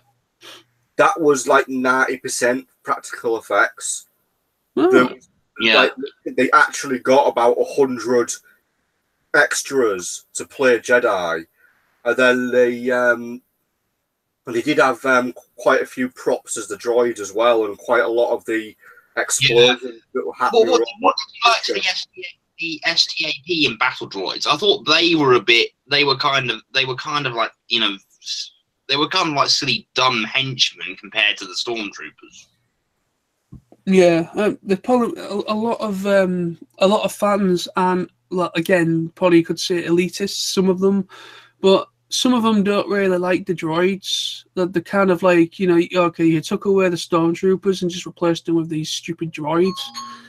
I think the droids are stupid, but I found them iconic at the same time because I like it when they go, Roger, Roger. I kind of like that. It's kind of like, Roger, Roger. And I like that. That's kind of like, that's Star Wars to me. That Roger, Roger is Star Wars. That is what I remember from being a kid. But I can understand. I love the stormtroopers. I'm happy that they brought them back in the First Order troopers now. I like that they brought them back in the Disney era. I love the armor. I love the troopers. The armor of the First Order troopers slightly had some changes to it. I think the helmet's a bit rounder. Yeah, they made they made it to look like Donald Duck. Yeah. If you look at it really, really carefully, it looks like a duck's beak, and it's kind of the Disney have kind of designed the helmet around Donald Duck's head design, very, very cleverly. They kind of took the classic Stormtrooper helmet and Donald Duck and fused the two together to make it look, this is the Disney era. You have now got Donald Duck in your face as a group of murderous stormtroopers. But yeah, that's Disney. You know what I'd have done? Think about it. You know what I would have done? Just kind of for a little joke, an Easter egg thing. In every Disney film out there, there's little Easter eggs out there, maybe something on a shelf or maybe a poster somewhere in a kid's room or something that's kind of related to a past film. I would have liked it. You know, the scenes when like the Millennium Falcon's kind of like swooping in front of the camera. I'd have liked it if it kind of just focused in on a pot. You just see like Mickey Mouse on the bottom of it, just for like kind of like a little bit like shits and giggles. It's like, Mickey Mouse is on the bottom of the Millennium Falcon. Why not? You know, it's just a little Easter egg. You know, there's no badness for that. It's just, even though it will probably really piss off a few people, but I'd have done it just for a joke. I'd be like, there you go, Mickey Mouse's ears. The reason why I say that is that literally Mickey Mouse's ears are pretty much in every Disney film ever made. You know, they are. Yeah. It's kind of like, it also kind of like the animation, the department, the animation department as well, where a lot of them were made, a lot of the films were created. They used that, the number of the door, they used that as well as as a big reference point as well. And then I think in Big Hero 6 is like a hell of a lot of like pop culture references and a lot of references in Hero, the main character, Hero's room. It's like he's got a shelf and he's got like shitloads of characters that from past films that are like on his shelf as like little models and toys. It's quite clever, really. I mean, you've got to really look at some of these Easter eggs. You won't notice half of them when you see them for the first time, but the more you watch the films, you're kind of like, oh, there we go. Yeah. There we go. Hidden Mickeys. Hmm? Hidden Mickeys. Mm. So officially, hidden Mickeys don't exist. Well, no, they don't. They're just there to say this is a Disney film, you know? This isn't, you know? Apparently, as you said, there's meant to be a Mickey Mouse hidden in every single film, as you say. So far, there are some films where no one's been able to spot them, but as you said, they are meant to be in every single film. Yeah, but that's the thing, that they're really quite well hidden.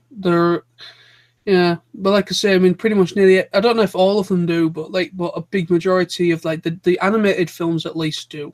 The one in Wreck-It Ralph, you'll miss it. I know where it is. It's actually a tree. There's a tree in somewhere in Wreck-It Ralph that basically looks like Mickey Mouse's head. And I've seen the video on YouTube where someone points it out. Yeah. But there's a lot of like pop culture references and a lot of stuff as well, and Disney stuff. It's hard to, unless in some cases it's hard to point out to see a lot of the actual Easter eggs. Like the ones I remember, the one for me that's so obvious more recently is in Frozen, because at Elsa's coronation you actually see Rapunzel and Flynn Rider from Tangled, and you also see the princess from The Princess and the Frog. Yeah, because it's on. It's good to see. Yeah, I thought, and in Tarzan you see Mrs. Potts and Chip on the table as the the Pixar ones are so they don't hide them at all. No. In the Pixar films, the other Pixar films, like because like in Toy Story 2, when they're in Al's toy barn, the toy shop, you see a Bug's Life figures. And then in Monster, and I think like both of Bug's Life and Toy Story 2 had those post-credit blooper scenes where Flick and Heimlich appear in one of the scenes where the toys are going through the bushes. And then in Toy Story 2, in Monsters Inc., Boo has a Jessie doll. Yep. And then I don't know. I didn't see anything in Finding Nemo. There must be some Easter egg in it somewhere. Hang on, no, I think there is. I think there's something in a picture in the dentist's room. Yeah, I think there's a couple of references in the dentist's office, but for the most part, I don't think there's any like when they're under the water, swimming about. And then what was it? And then I love the scene. The Incredible. Yeah. What? No, I was just saying that I love the seagulls in Finding Nemo. Like, mine? Yeah. Mine? Mine. I love them. Just like, don't make a sound. Mine? So I can't remember seeing. Yeah, I can't remember seeing any other Easter eggs in The Incredibles, but I'm trying to think where there was one. I can't remember now. Because after The Incredibles, we didn't. I think The Incredibles was originally going to be the last film Pixar did for Disney. So I think they had a fallout. They did originally. It's still Disney Pixar, isn't it? I'm sure Disney effectively owned Pixar. Disney owned Pixar now, yes. Originally, it was a separate property when they made Toy Story. Yeah, and then they bought them out afterwards because they saw them as a threat. Yeah, so Disney own Pixar, but they're kind of their own thing as well. They kind of like develop their own movies. But yeah, Disney are now, within the last 5 years or so, they've now like released, they've now done like a inside studio where they do like CGI animated films as well. So you've got like actual Disney produced stuff, which is like Big Hero 6, Frozen, Moana. Was Moana Pixar? No, that was Disney. No, Disney. Yeah. Basically, there's a few of them now that Disney are kind of. Apparently, what's happened is that John, I forgot his name now. The guy that what's his name? John Lasseter. That's it. John Lasseter. Apparently, John Lasseter. He left Pixar, and Disney asked him if he could actually help them out at Disney itself. So he left Pixar, hence why Frozen was shit. Because basically, sold a lot of merchandise. Well, pretty much, right? Basically, Frozen. Originally, John Lasseter was supposed to be a part of that film, but because of other stuff that Disney wanted, basically Disney said, right, okay, we want you to work for us now. So he went and moved to the main animation offices at Disney, and that's why Big Hero 6, Moana, and pretty much everything that's come out, pretty much except for Frozen, is good because John Lasseter had creative input on all those films. And then you've got then obviously I think he goes back now and again as well, because I think he was part of Incredibles 2. John Lasseter, I think he was actually I think he was a producer or something. So I think he kind of goes back to Pixar depending on the project, but he specifically works for Disney now. Disney itself, not Pixar. I could be getting mixed up, but yeah, there was kind of like a thing in the news about him as well that was it something that he's supposed to have kind of touched up somebody or something at work or something? Something to do with a woman or something, or like historic thing where he's kind of like was it I don't know some crap that came up in the news. I don't know how true it is, but it went very quiet. I don't know if he's been fired or if he's still working for him or not. I don't know. I haven't heard any more about it, to be honest. I hope not. I hope it's kind of false crap, like, you know, where people kind of like do false kind of things to it. But anyway, I don't know. I'm not going to say too much more about that because I don't want to bring political and bullshit stuff like that into this. But yeah, like I said, getting back on Star Wars, I'll just say one thing that's like maybe like a question you could say Star Wars related. Let me just think of a good one. Let me think. Who do you think has to be the best? What has to be your most favorite top 5, maybe top 5 kind of, or maybe you want to say top 5 Sith. That's to each of you. Well, number 5 has to be Count Dooku, because he doesn't really do much, and he's not really impressive as a character. But it's Christopher Lee. Yeah. It's awesome because Yeah, don't get me. I'm nothing against Christopher Lee's a great actor. Don't get me wrong, but in terms of Count Dooku as a character, yeah, he has to go at the bottom. It don't really do much, but he does have a pretty cool lightsaber. Yeah, I think he's the only stick type.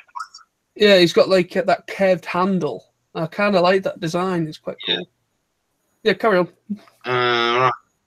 Sith. I think potentially for number 4, I probably might go for a Asajj Ventress because she's actually quite good. Because I like her character, how she's under Dooku's influence, but then she redeems herself. And I like also how she uses kind of the double lightsaber, but she actually has a lightsaber she can split in half into 2.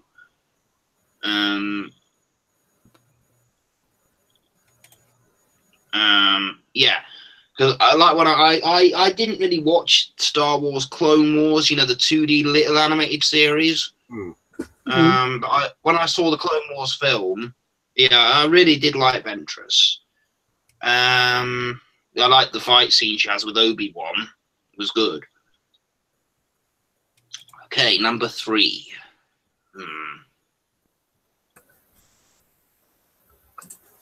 Number 3.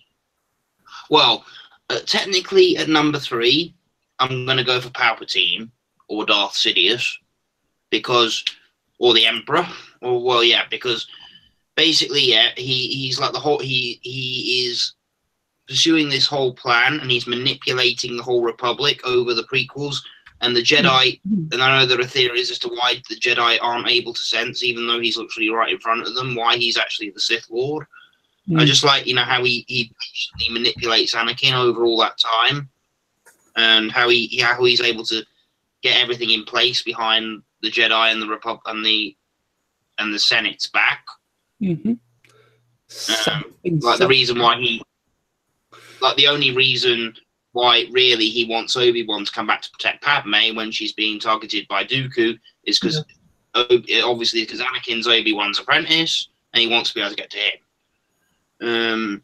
So yeah, obviously, you know, I love just his old Force lightning thing. That epic fight with Mace Windu was great. So yeah, number 3 is Palpatine. Number 2, I will go for Darth Maul because he was a badass character, both in the Phantom Menace and in the Clone Wars and Rebels, and obviously he appeared in Solo at the end. Yeah, I liked. I was inspired. I really liked Darth Maul because I just like his martial arts style and, of course, his double lightsaber. And you know, he was a kick-ass villain. You know, very kick-ass villain. And yeah, I like the way he was the one who defeated Qui-Gon because he had, you know, was younger and a lot more fit and had a very unique training style. But finally, when Qui-Gon gets too tired, he just stabs him in the back. You know, I like how the story is he was kept alive by his hatred after Obi-Wan sliced him in half, and he found his way to a trash compactor to get onto like a disposal planet, so he could build his mechanical legs, and then how he gets his 2 robotic limbs from that witch, and yeah, I like how, you know, he's still a badass character. Even in Clone Wars and Rebels, up to when he officially dies in the end of Rebels in his final fight with Obi-Wan. So yeah, Darth Maul number 2. And of course, there's only one slot. There's only one that can be number 1. I wonder who it could be.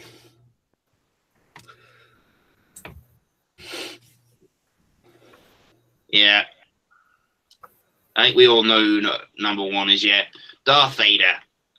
Classic favourite many. He is the only Sith that can go to number 1 because just his you know, going back to before the prequels ever existed, he was just a classic villain. You know, his armor, his breathing, you know, and you know his story, and you know the epic line that reveals he's Luke's father.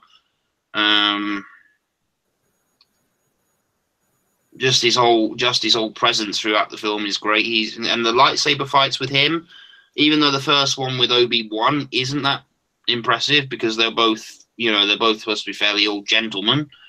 But the fight in The Empire Strikes Back, is a good fight. It goes on for a good chunk of the third act, leading up to when Luke finds out the truth. And then, and of course, in Return of the Jedi, he's just got, you know, I think as a kid, many kids said, you know, just seeing Darth Vader on screen made them want to duck under the covers. So, yeah, that's my top 5. Cool. What about you, Sam?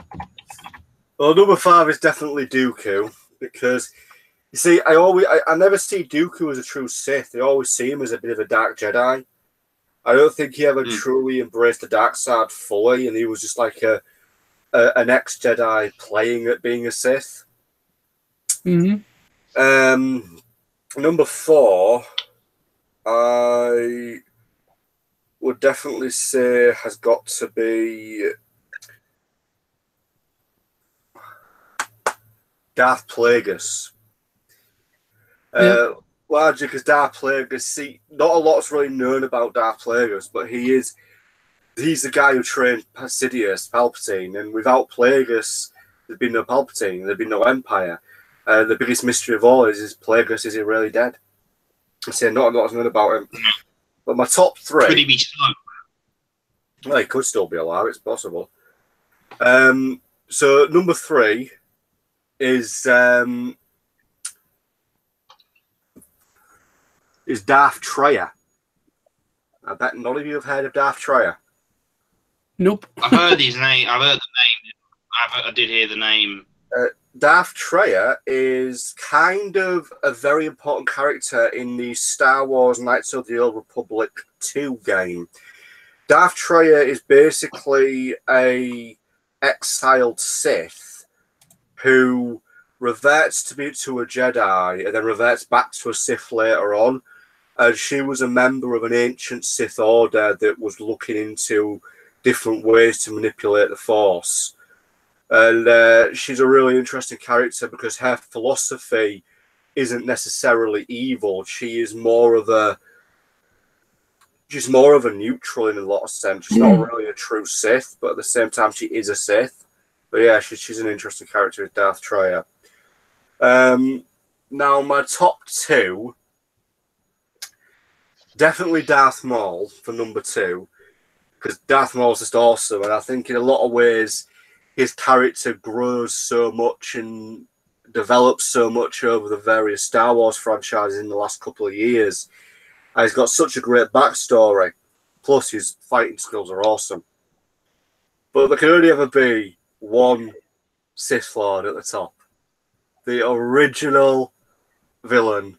The original villain to grace the screens. The person that everybody feared, everybody loved. It's got to be Darth Vader. There can only be one Sith in my top 9 list, and it's Darth Vader for obvious reasons. He's number 1. Sweet. What mine? Let me think. Number 5, I would put.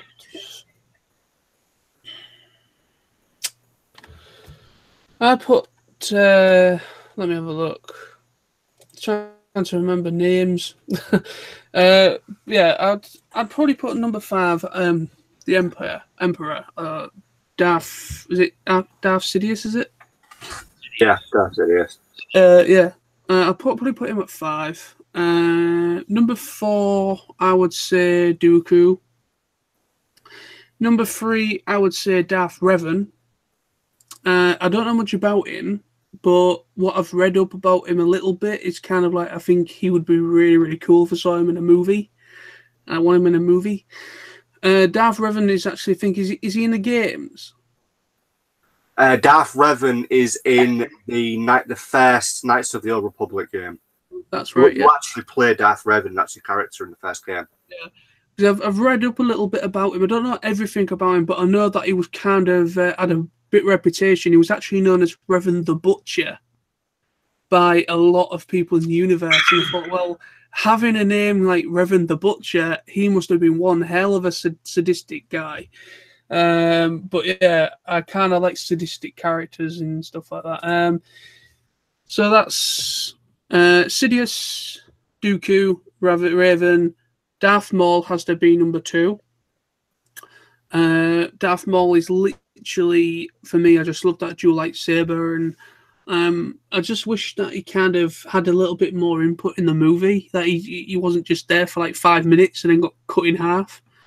I kind of wish that was in it a bit more, so you could kind of see his character a little bit more. When I was a kid, I never believed he actually died, because like he didn't like get his head cut off. There's no reason why he couldn't have survived unless it, like the fall killed him. But we don't know where that that hole led to. We know he found his way to a trash compactor. Yeah, I mean, he might have been really lucky. It might have been because he might have been really lucky, because if you look at when he came back in Clone Wars, he had like robotic feet, robotic legs, like prosthetic. It's the whole lower half of him was like completely prosthetic. So essentially, it looks like somebody's found him and essentially managed to kind of save his life with a prosthetic, like other half. It kind of looks really weird, half prosthetic. I kind of prefer what it looks like in Rebels, because he looks complete. You know what I mean? But anyway, so number 1. He's still got the prosthetic limbs, though, hasn't he? Sorry. Still got the prosthetic limbs, though, hasn't he? He has, but his design in Rebels, he just looks better. I just think the design in Clone Wars was just like, really? He kind of looks like. Do you remember that weird kind of thing in Toy Story 1 when they're going when Wood and Buzzy are in Woody goes to tries to save Buzz from Sid's house, or tries to get him out. Yeah. And you see that really weird kind of like that thing that with a baby head on it, and it's kind of the doll's head on Meccano. Yeah, that thing. Yeah, I remember. It kind of reminds me of that. You basically just kind of see like Darth Maul from this point up, and the rest of it looks like Meccano.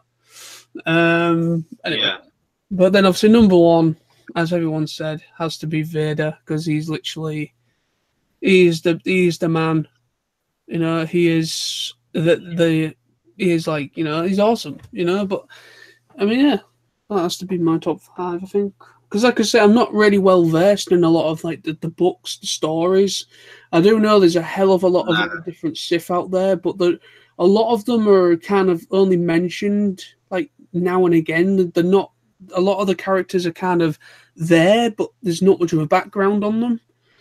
They're not really being developed as well. They're now in the. They're not canon anymore. Some of them. I think, is Darth Revan supposed to be canon? Revan, well, yes and no. Revan is never mentioned in any of the films. No, he's not. Or if I remember correctly, I believe the first time Darth Revan ever shows up is in the Knights of the Republic game. After that, he starts getting mentioned a lot in various books. He is canon, but I think he's only canon in the Old Republic storyline. He's not canon in the mainstream storyline because he's never mentioned in it. I would like it if they would maybe go into some of the stuff that's maybe not canon as well. Kind of like, why not? Yeah. I mean, yeah, okay. You've got the main core universe, Luke, Leia, Han, Vader, and all that. Like, you got the main core universe. That's fine, but I personally would really like to see a lot of these other Sith that have kind of been spoken about in the games, or kind of like spoken about in books. Like you know, they brought look at General Thrawn. Is it General Thrawn or whatever? The blue guy that came into Rebel season 4, season 3. Huh? Thrawn. That's right. So he was a big fan favorite, but he was only really in the books. There was obviously a book entitled him, but then he was in other books as well, and he wasn't really in any of the major stuff. But then they brought him into canon in Rebels. So I thought, well, if they can do that, why can't they bring Revan? You know Rogue One, how like Galen Erso, Jin's father, he was in the Clone Wars, And you know, I like how that they've tied it in. Because assumingly, because Rogue One leads into the original film, it probably takes some time after. It probably takes time after a long time after the events of Clone Wars, somewhat nearly 20 years. But like, and then obviously at the end of Solo, you have the tie-in with Rebels, with Darth Maul being the leader of the clan. Yeah. Well, I mean, personally, well, he's not. He's just officially credited as Maul, actually, not Darth Maul, because he's probably not really a Sith anymore. Yeah. Well, I mean, like I said, I mean, like, they could make a live-action Knights of the Old Republic film. Yeah. I mean, like I said, Sam said that storyline is canon, so they could maybe work it in somewhere within the mythos within the storyline. They could maybe work it in somewhere. Because there's big gaps in the storyline. So yeah, I know that Disney have put a lot of their anthology films, planned anthology films, on hold because of the criticism that Solo got and The Last Jedi as well. But the thing is, I'd like to see this Obi-Wan film if they do it with Ewan McGregor coming back, because it would make it a good movie. Because Ewan McGregor as Obi-Wan was one of the good things about the prequels. Yeah, I really like Ewan McGregor as an actor, and I do like. I mean, I personally did. I liked I liked the Solo film. It's not brilliant. I personally, when I went to see it, I thought Solo was a little bit boring in parts. Nothing really happened. It was, but I felt there was got the casting right. Yeah, they definitely got the casting thing of Han and Lando. Oh yeah, they definitely got that right. I think the best part of the Solo film is they got the young actor choice to play Lando really well. I thought he played Lando really, really well. Yeah.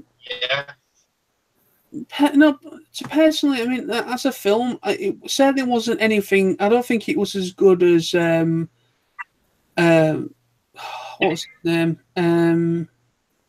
Rogue One. Rogue One. Yeah, I don't think it was as good as Rogue One. I think Rogue One was literally in its own league. You know, it just felt like a dark, gritty war movie, but just happened to be a Star Wars movie. You know, it kind of that dark grittiness of like a war movie. You know, where you've got like people dying, you've got a proper like war movie, but it's there's no.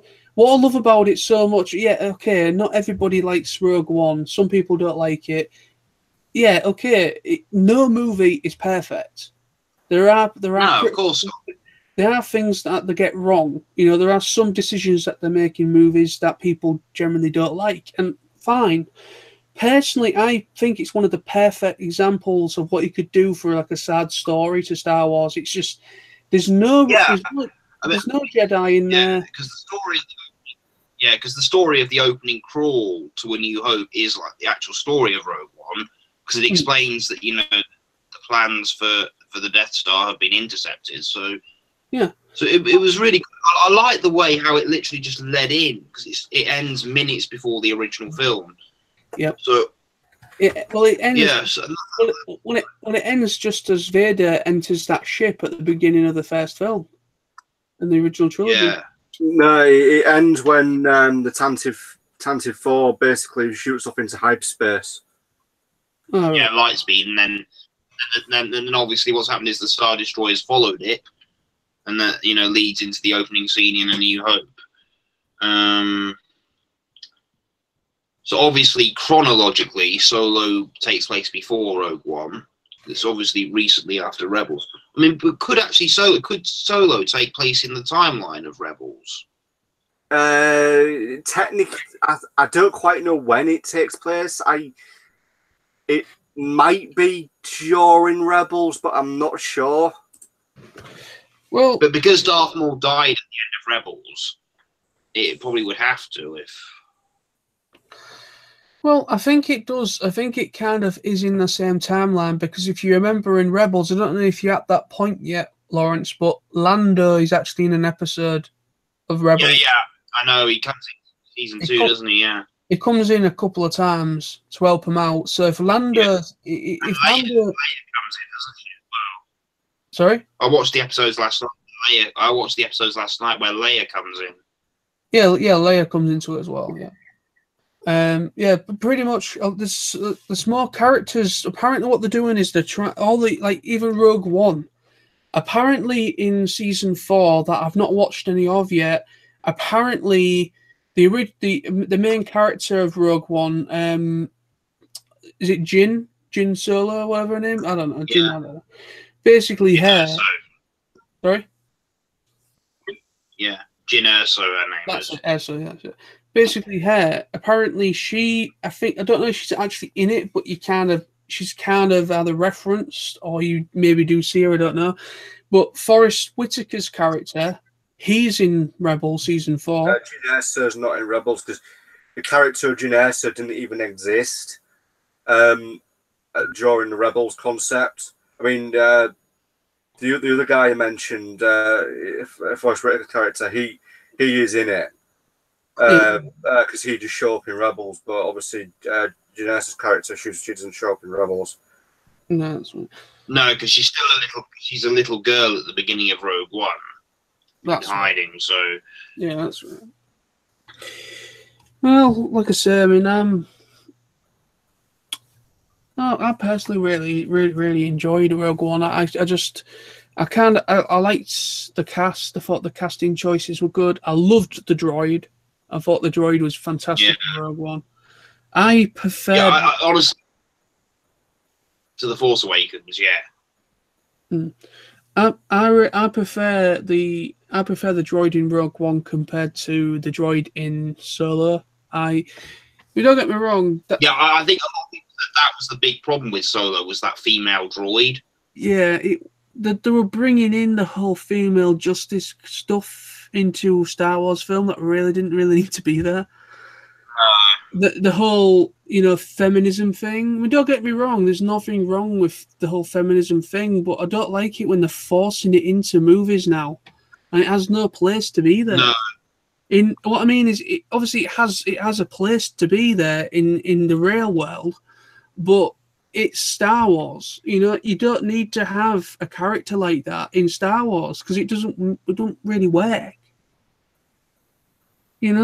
And plus of it being a droid as well, it's artificial intelligence. Yeah. It doesn't have any sort of droid. No, it doesn't.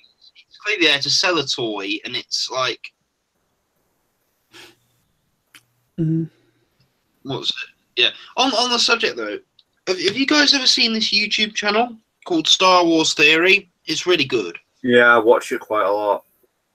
No, I mean, there's this guy that's theory, like, basically... This is a bit odd, but he came up with a theory side story that if Anakin never had with Padme, even though Ahsoka is an alien, he did a fiction about like if he and Ahsoka fell in love, and how things might have been different, but because she's not human, it's like that's a bit odd. True. Well. What else can we talk about Star Wars wise? Saying that, I would much rather than having Padme be essential character in the films, because she's just kind of a little, love interest. She was good in the Phantom Menace because she's the Queen. I think as the Senator, she's not. I'd rather have had a character like Ahsoka, being a tough, like young female character like Ahsoka in the prequel films. Yeah.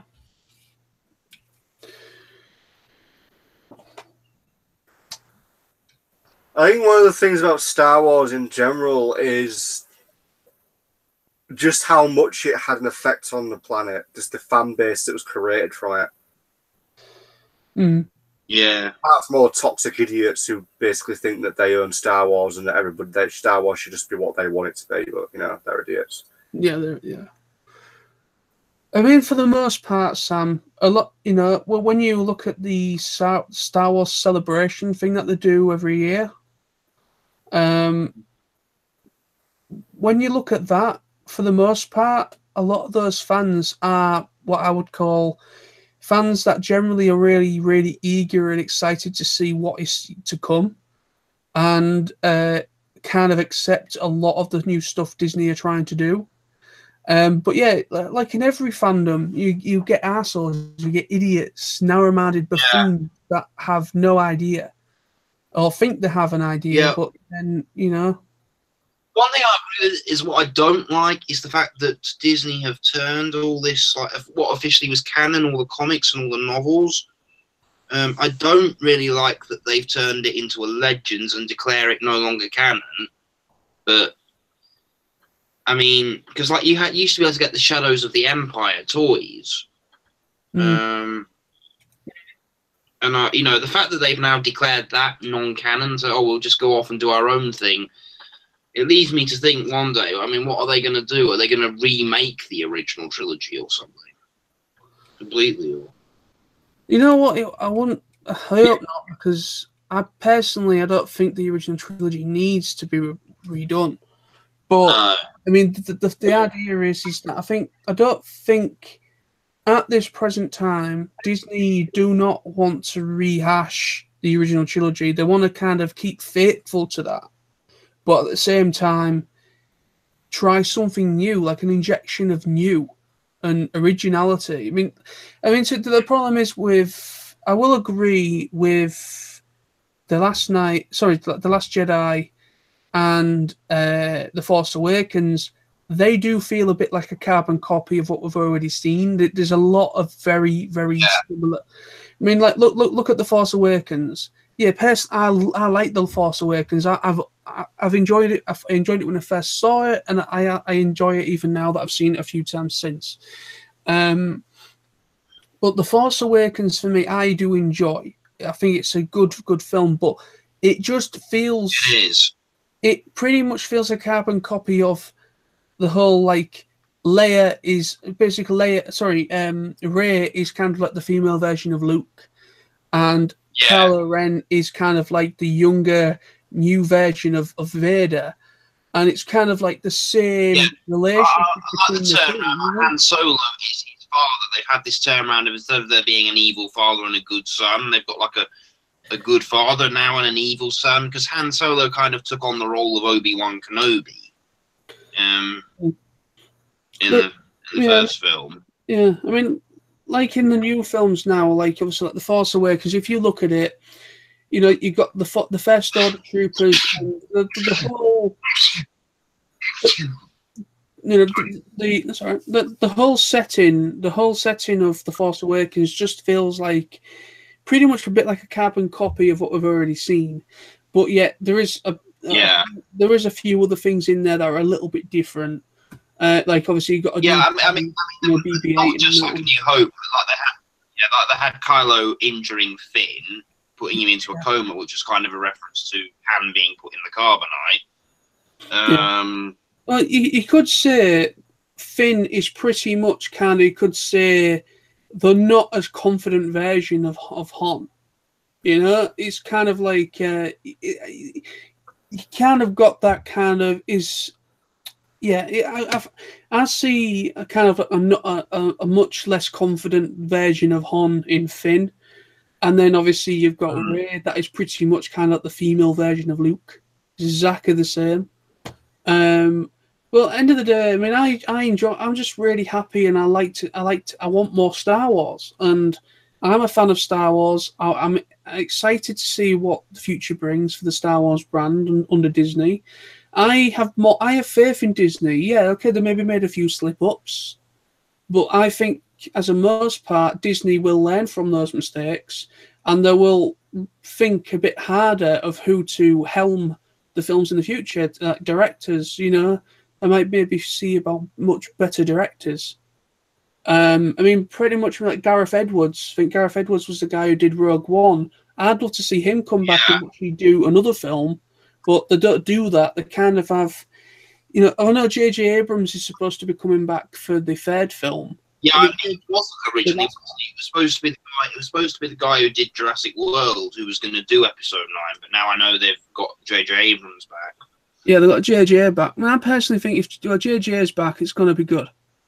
I mean, I personally really liked The Force Awakens. I thought he did a really decent job. But I personally think episode 9 will be pretty interesting, because what I like about J.J. Abrams is that he embraced what made Star Wars special, the balance between the practical effects and the CGI. He embraced the practical side. You had you had obviously BB-8 is completely remote control. It's a proper practical prop that actually can interact with the actors. And then you've got a bit like R2D2 and C3PO, but they're actors inside suits in those cases. But not R2D2. I think R2D2 is fully controllable now. I think they've gone away with the whole side now. But... Kenny Baker, the little dwarf actor Kenny Baker. I mean, he died. Yeah. Well, they've not long after the Force. Yeah. After Kenny Baker, the guy who pretty much was the guy inside the suit. After he died, I think they kind of went away with the idea of having another actor in the suit. I think they. I was so impressed with Kenny because he had dwarfism. He lived to be quite old, for someone, and he still reprised the role in The Force Awakens, even though you don't see much of R2 till the end. But he did it. Yeah. He did the original trilogy. He did all the prequels, and he did several films in between. He was like in Time Bandits, Willow. He was quite, he was a very good actor. And he came back for the prequels. So did Anthony Daniels. I've met both Kenny Baker and Anthony Daniels at conventions. But the good thing is for Anthony Daniels is, even though he wasn't very famous, George Lucas did actually use his voice. I know at one point George Lucas was considering recasting the voice of C-3PO, but then he decided they could struggle to find someone to just use his voice. Because as with Darth Vader and Boba Fett, Darth Vader and Boba Fett were recut. The voices were re-recorded by more appropriate actors. Mm. Well, yeah, because I don't know if you've seen it. It's on YouTube. The scenes with the actual actor that's in the suit, the Vader suit, and you actually hear him. Dave Prowse, West Country. Don't get me wrong. I feel sorry for David Prowse because he really had a bit of a bad time. Basically, he had a big falling out with Lucas because of him getting recast. And also, I think if I remember rightly, I read something that he was kind of completely frozen out. He wasn't allowed to be near any sort of official events, Star Wars events either. He wasn't going to any events caused by put on by Lucasfilm. He still goes to the smaller conventions, but because I've met him several times. Yeah. But what I heard was that Lucas had never told Dave that he wasn't going to use his voice, because he went and asked about it. He said, "Oh, don't worry, Dave. We're going to take you to the studio after we finished in post production, and we're going to re-record all the dialogue." But I know it's unfortunate because David Prowse, he was Vader. He was the guy in the suit. He deserves to have a little bit more recognition than than he's actually had. I mean, I really do feel sorry for the guy. But end of the day, the guy that they got as a voice for Vader, obviously the guy who played, James L. Jones, who played obviously Mufasa as well in Lion King.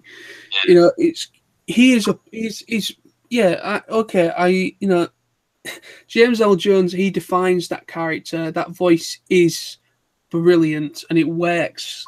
It just works. It's just such a great voice for that character. It works so well. But I just still feel so sorry for David Prowse because he was the guy in the suit. He was the actor playing Vader. But the problem was there's no way his voice would have suited the character. I mean, no. I mean, what they could have done is look at. I know this is a completely different property, but if you look at the Power Rangers stuff, again, I know this is a completely different property. Just using it as a reference point, all of that stuff, except for when they're actually obviously the main cast are on screen, you physically see them. For the most part, whenever they're either in a suit or sometimes they just redub over redub already done scenes that are from the Japanese shows. But but what they do is they do like ADR work alongside the live action stuff, and it kind of works. It kind of gels together, and it kind of is kind of quite seamless in some ways between the ADR and the live action stuff. They could have done something similar to that with David Prowse and Vader. They could have, like you said, they could have simply given him another chance to kind of rework the voice of Vader. They could have said, like, okay, what we'll do is we'll go to a recording studio, we can maybe work on it with you a little bit more. We want a bit more of a lower voice, a bit more of an evil, a bit more of a maniacal kind of voice. No, it wouldn't work. But I'm just saying, give the guy another chance to try. If it doesn't work, find somebody else. At least that's.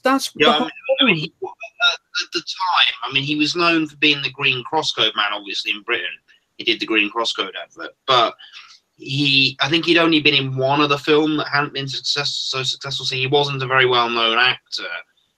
No, I mean, in that case. But that was the same for Mark Hamill as well. He wasn't really well-known. And the same with Harrison Ford. He was the only reason why he got the role as Han Solo was because George Lucas had him in his previous film, American Graffiti. Yeah, that's why George loved how good he was in that film, and he literally gave him that role. He didn't audition for it; he gave him that role.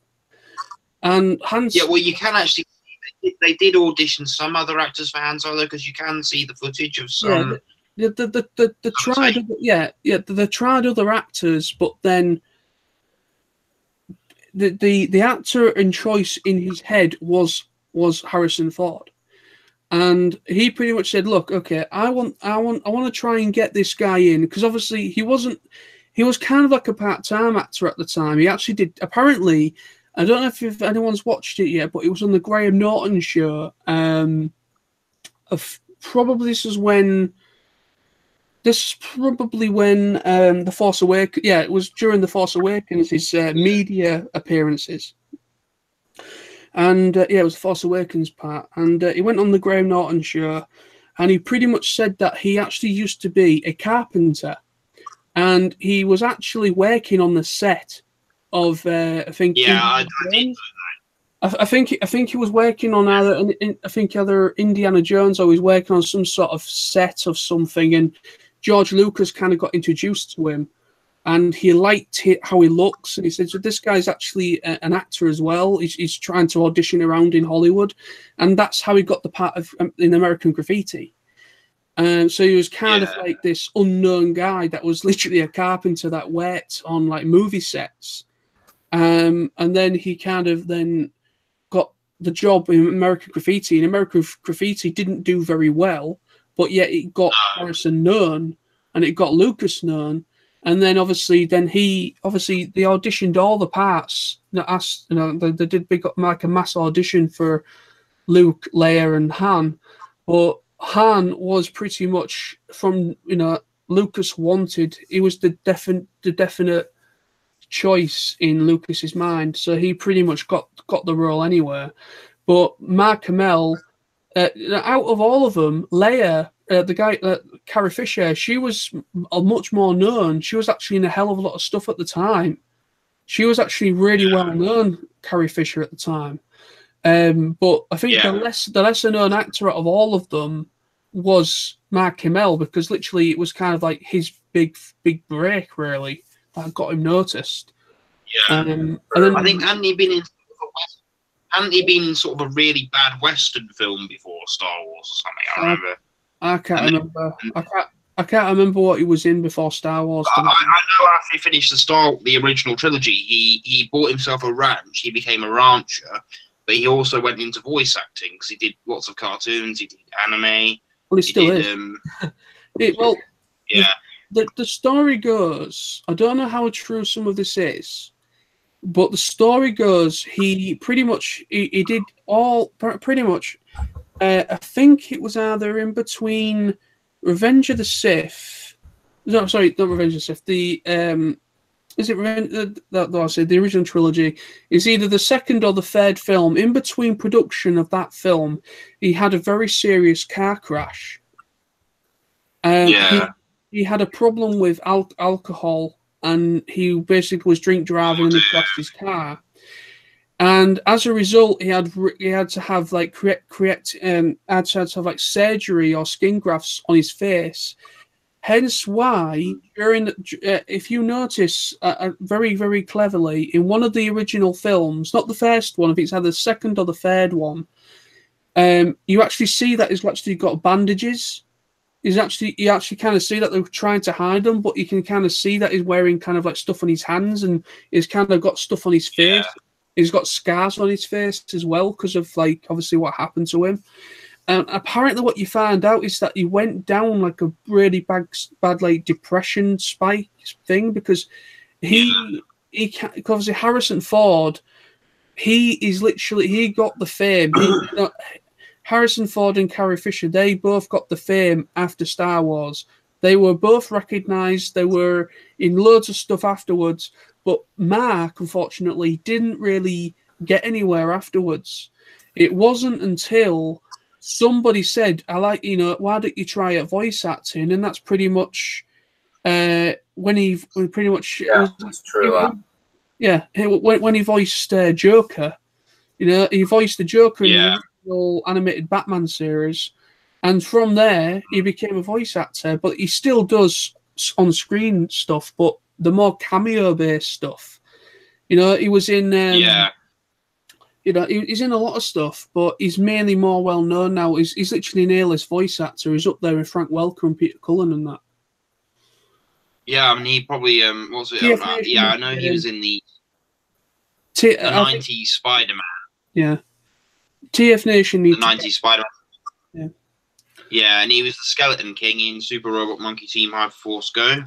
Mm-hmm. That was a really funny little anime, that was. Oh, yeah, he's in a lot of good stuff. But, yeah, TF Nation needs to get him, because you know why? He voiced Megatronus in Titan Returns, the Machinima series. And even though it's a shit series, the Machinima Transformers series are rubbish, but he voiced a Transformer, which means they could get him at TF Nation, which means you could have Mark Hamill at TF Nation in the future. And people, and there's a lot of Star Wars fans that go to TF Nation. I think he'd be... Well, yeah. I mean, the thing is... Do you remember the TFN? Pretty expensive, though. Yeah. Do you remember the TFN closing ceremony? We all had to shout out in 5 seconds who we wanted future guests to be. Yeah. And a lot of people shouted out Michael Bay. I don't think they get him, but the thing is, the problem is with TF Nation. Well, there's not a problem, but you've got different sides of the spectrum. With the fan side of Transformers, you've got people that really do enjoy the live action films, and you've got people that really enjoy the comics and the cartoons. Personally, I'm more of a fan of the cartoon series. I mean, I love that original movie, that 1986 film. It's classic. It is. That's one of my favorite animated films. It's not a Disney film. Yeah. But no, it's that's the thing. I mean, I think at the end of the day, I don't think they'll get Michael Bay. Yeah. Well, he's become more well known as well for other things he's done. Like he did the Teenage Mutant Turtles. He did, he produced it. I know he's not necessarily. I know he's not like an A-list director at the moment, but he would. I can't see them. Well, no, he is considered an A-list voice actor because he's. But the only thing is that he's the most. Critics hate him. Absolutely despise Michael Bay, and I can kind of see why, because a lot of people that worked with him say that it's a bit of an up his arse ego twat, and he doesn't listen to anyone's input. He kind of just goes on his own. He's like always, he's living in his head all the time. But personally, I would love to see Jess Harnell at TF Nation. And he voiced Ironhide. He voiced movie Ironhide. And plus, he was one in Animaniacs as well. He voiced one of the main characters. Yeah. I was talking to my the manager at the work experience placement I got when I told her about the guests this year. She said, "Oh, it's a shame Megan Fox wasn't there." No, she wasn't. They never get. I don't really want Megan Fox either because I've heard she's. I don't know. I don't really want Megan Fox, but like I say, I mean, I want the voice actors. I want John DiMaggio. He played Crosshairs, and John DiMaggio is Bender. He's in the new Disenchanted series on Netflix as he plays the king. He's also Jake the dog as well in Adventure Time. He's pretty much in everything, John DiMaggio. And I really want to check out. I'd love it if they could get either Jess Harnell, John DiMaggio. Who else can I say? Oh, they've had Mark Ryan. What else can I say from the movies that's voiced a character? John Goodman. Goodman. He played Hound. And John Goodman. Imagine if we got John Goodman. I mean, I don't care if he's literally the only guest of honor. John Goodman. He is like one of the finest American actors in history. Yeah, he is. He's fantastic, and he's been in a lot of great properties. He was, even though you love or hate them, he was in the live-action Flintstone films, or the first two anyway. Remember The Borrowers? He was in he was in the Borrowers movie. He obviously was Hound in the Transformers films. What else was he in? In the Jungle Book 2, the sequel animated film, he was Baloo. No, he wasn't Baloo, don't I think. I think he was in the Jungle Book 2, not the live action remake. Right, Jungle Book 2. Well, yeah, I mean, like I say, I mean, John Goodman would be a fantastic guest. I mean, I don't know. He's a very famous Hollywood actor, though, isn't he? I think that he would probably charge quite a bit, wouldn't he? It would be. There would be expensive. You're talking anybody from. Look at even Jess Harnell. He's an A-list voice actor. A-list voice actors are pretty much up there with big stream normal on-screen actors. I mean, Jess Harnell. I mean, I would love Jess Harnell. I mean, literally. I mean, I'm really eager to see because obviously I think February onwards is when they're going to start announcing guests. Oh yeah. So from February we'll soon see kind of because if it's true, this might not be true, but with what was said that people are talking about that there's going to be they're going to be kind of going one more up on this year. So they're going to really be getting some sort of guest or guests that are much more really good guests to kind of compete with Stan Rush. Yeah. So do you think they could get another artist from the Transformers soundtrack if they were to do another concert? Well, personally, I don't think we'll get him next year, but I think Stan Bush will come again. Oh yeah, but I reckon it'll be a few years. But yeah, he will. Well, like I said, he won't come next year because But like I said, I think we could have Stan Bush again in the future. But I'd love to see either if they do get anyone off the live action movie soundtrack. I'd love either Lion, who did the theme song. I think it's Leon. Leon, sorry, I think it's Leon or something like that. From the 1986 film. Yeah, the 1986 film, the opening soundtrack, the Transformers soundtrack. It was a band called Leon, I think. I'd like either them to come or Spectre General because Spectre General did 2 songs on that soundtrack. They did Instruments of Destruction and another one. Or I'd like Weird Al. Weird Al would be pretty cool because he did Dare to Be Stupid. whatever it was. Did you buy an album from Stan Bush, Sam? I know I did, and I know you did, John. Yeah, I got the same as Sam's. Yeah. Is that the one that's got the Touch and Dare on it? Oh yeah. In fact, his last two albums, this one and Tola One, have both got the Touch and Dare on. Well, they will do because yeah, it's more well-known songs. But we'll see. February is not that long away now. I mean, it's like 5 or 6 months. 5 months. No, 6 months. I can count. Yeah. I promise I can count. But so I think about 6 months away. Oh, sorry, we'll probably start getting announcements. Plus, it depends. Yeah. It depends. I mean, I hope I can land myself a job before then. But if it comes to it, if money's going to be a problem if I'm still on dole, trying to get money together for it. If it comes to it, if I've got to say no to it 1 year, then so be it. But like I say, it depends because, I mean, I really hope I can make it next year because just the whole. Well, I'm going to wait and see who gets announced first. Is it kind of the 10-year anniversary for Auto Assembly next year? It is, but it's also the anniversary of Beast Machines next year.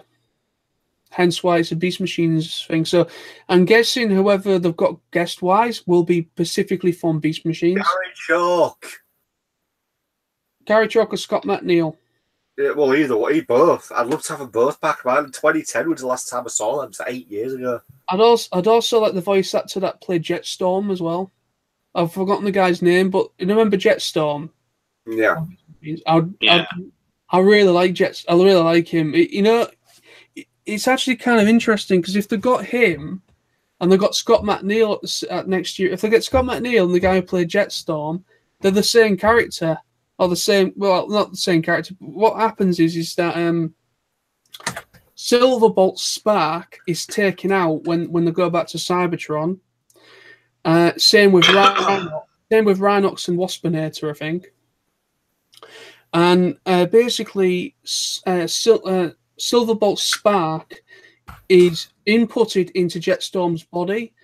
So Jetstorm is actually Silverbolt, and Silverbolt was voiced by Scott McNeil. So you could kind of do like if they did the script reading, they could kind of do a scenario where Jetstorm and Silverbolt are kind of like talking to each other. It's kind of like, wait a minute, whoa, this is like an out of body experience, that kind of thing, you know. But it's a kind of a shame really about Rhinox because Rhinox was a kick-ass character in Beast Wars, and then he kind of become like this like mindless, stupid character called Tankor in Beast Machine. I mean, Tankor's cool and all. I mean, I do like the character, but he's a much more dulled down, dumbified version of Rhinox. And I don't like that really, because Rhinox was such a commanding, brilliant character, and he played a kick-ass Predacon as well in that episode where he went bad. That was an amazing episode. Oh yeah, probably takes down all the Predacons by himself. Yeah. I love that scene where he's basically in that room with Scorponok, and he just goes, "Hey," and just said, "Hey, yeah, you better be careful," kind of thing. And he just says, "Yeah, I will be careful." And says, "Why are you leaning up against those boxes or whatever?" And he just was, "Well, because I'm standing over here, it's safe, but these are going to be falling over there." Also, I'd also love the voice actor that played Pterosaur as well from Beast Wars, because he's very Starscream sound, isn't he? I mean, we've had from Beast Wars, over the years we've had pretty much the entire cast. We've had Venus Terzo, Gary Trott, Scott McNeil, Dave Savalov, who played Depth Charge. We've also had. I think that's it. Yeah. Because obviously Scott McNeil, he played about 4 characters himself. Oh no, we've had David Kay as well. But David Kay in the past. But it's Beast Machines. So it's going to be interesting because Beast Machines did actually introduce some other characters as well.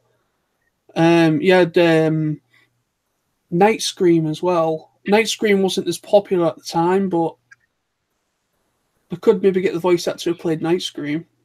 I think it's Night Scream. The guy who was the Bat. It was like this bat character.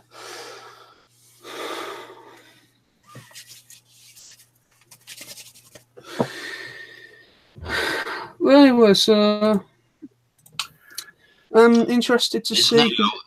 Sorry? Yeah, so I was thinking it's now 5 to midnight. We've been on over 2.5 hours. I know, it is. Well, it's up to you if you want to call it a night, guys, or if you want to go on a little bit longer. I mean, like I say, I know Sam's probably at work tomorrow. What about you?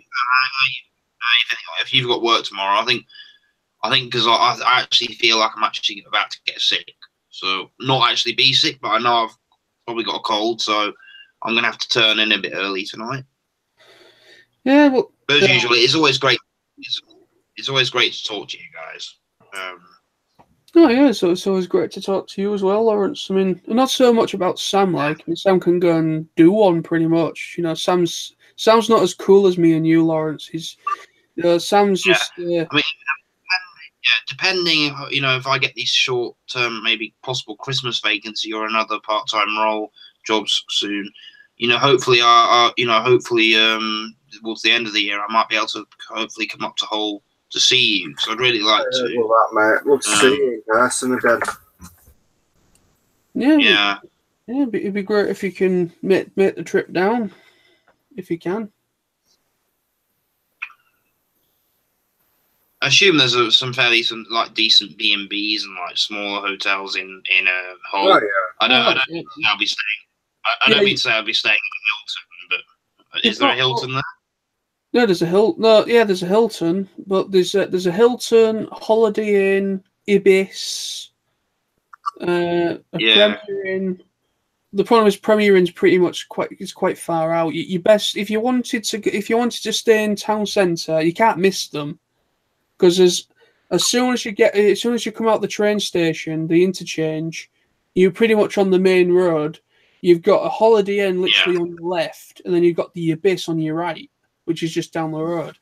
And when Lizzie comes down, she goes to the Ibis because it's cheaper. It's about 50 quid a night. Yeah.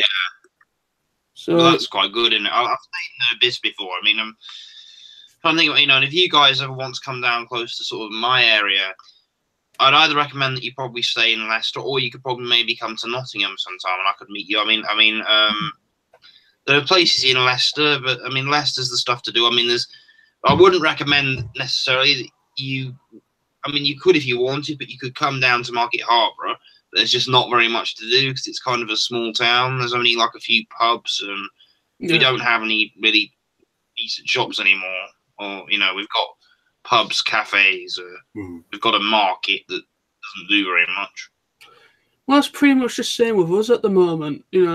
We've not got much. We've only got like a comic book shop and a Warhammer shop.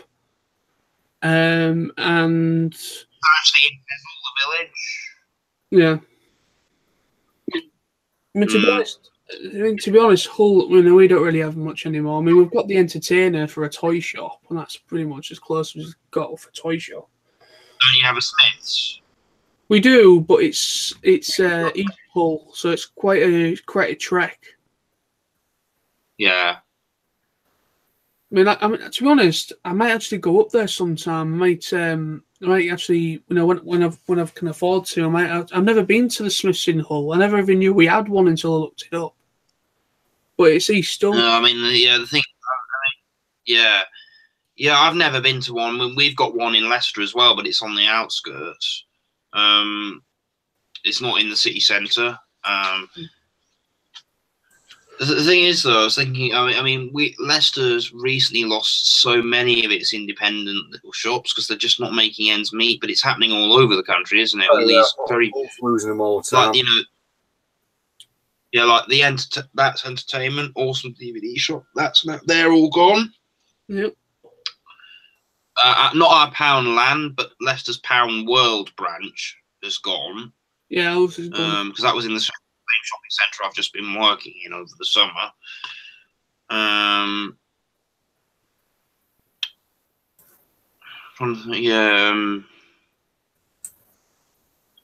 We had a really good second-hand game shop, which is an independent shop called Game World. That's just gone, and that was good. It had old DVDs, Blu-rays, games, trading cards, manga. You could buy cheap second-hand manga, and I think that's just gone down as well. And it had like a trading thing in it, so you could play Yu-Gi-Oh cards and all that. And we've also lost our Gamers Workshop as well. It's bad times. Yeah, well, I think we've still got a Gamers Workshop. I don't think it's a Gamers Workshop. It's more like a Warhammer thing. We've still got one of it in the Hull. But another one, Leicester's got another one did open, but that closed, I think, pretty quickly. Yeah, Leicester's got. We've got a Forbidden Planet. They've got a Toy Town branch, is the other little toy shop. Obviously, I think all Toy Masters have gone now, and all Domino's toy shops. I don't know if there's any of them are still around. But Leicester had all those at one point. Leicester's Market's not too bad. There's a really good little toy store that does DVDs and Blu-rays as well on the toys. As I think I've mentioned before, the same guy sells porn on the same stall. Sells porn DVDs. I don't know that's where Sam's going to go. Because Sam's, if you really don't want to go anywhere near Sam's internet history, it will probably melt your brain. It'll just come seeping out your ears. Internet history is pure and clean. Of course it is. There's any interest on there, really. It's not like most of that stuff I've contributed to. Yeah, Leicester's main market can be fairly good depending on what day you go on. Like I was looking around there today, and the toy guy wasn't there. I think I know he's there on a Thursday, and I think he's there Monday, Thursday, Friday. I think he's there 3 or 4 days a week. It's all the fruit stalls and all the carpet stalls that were there today. Nothing interests me whatsoever.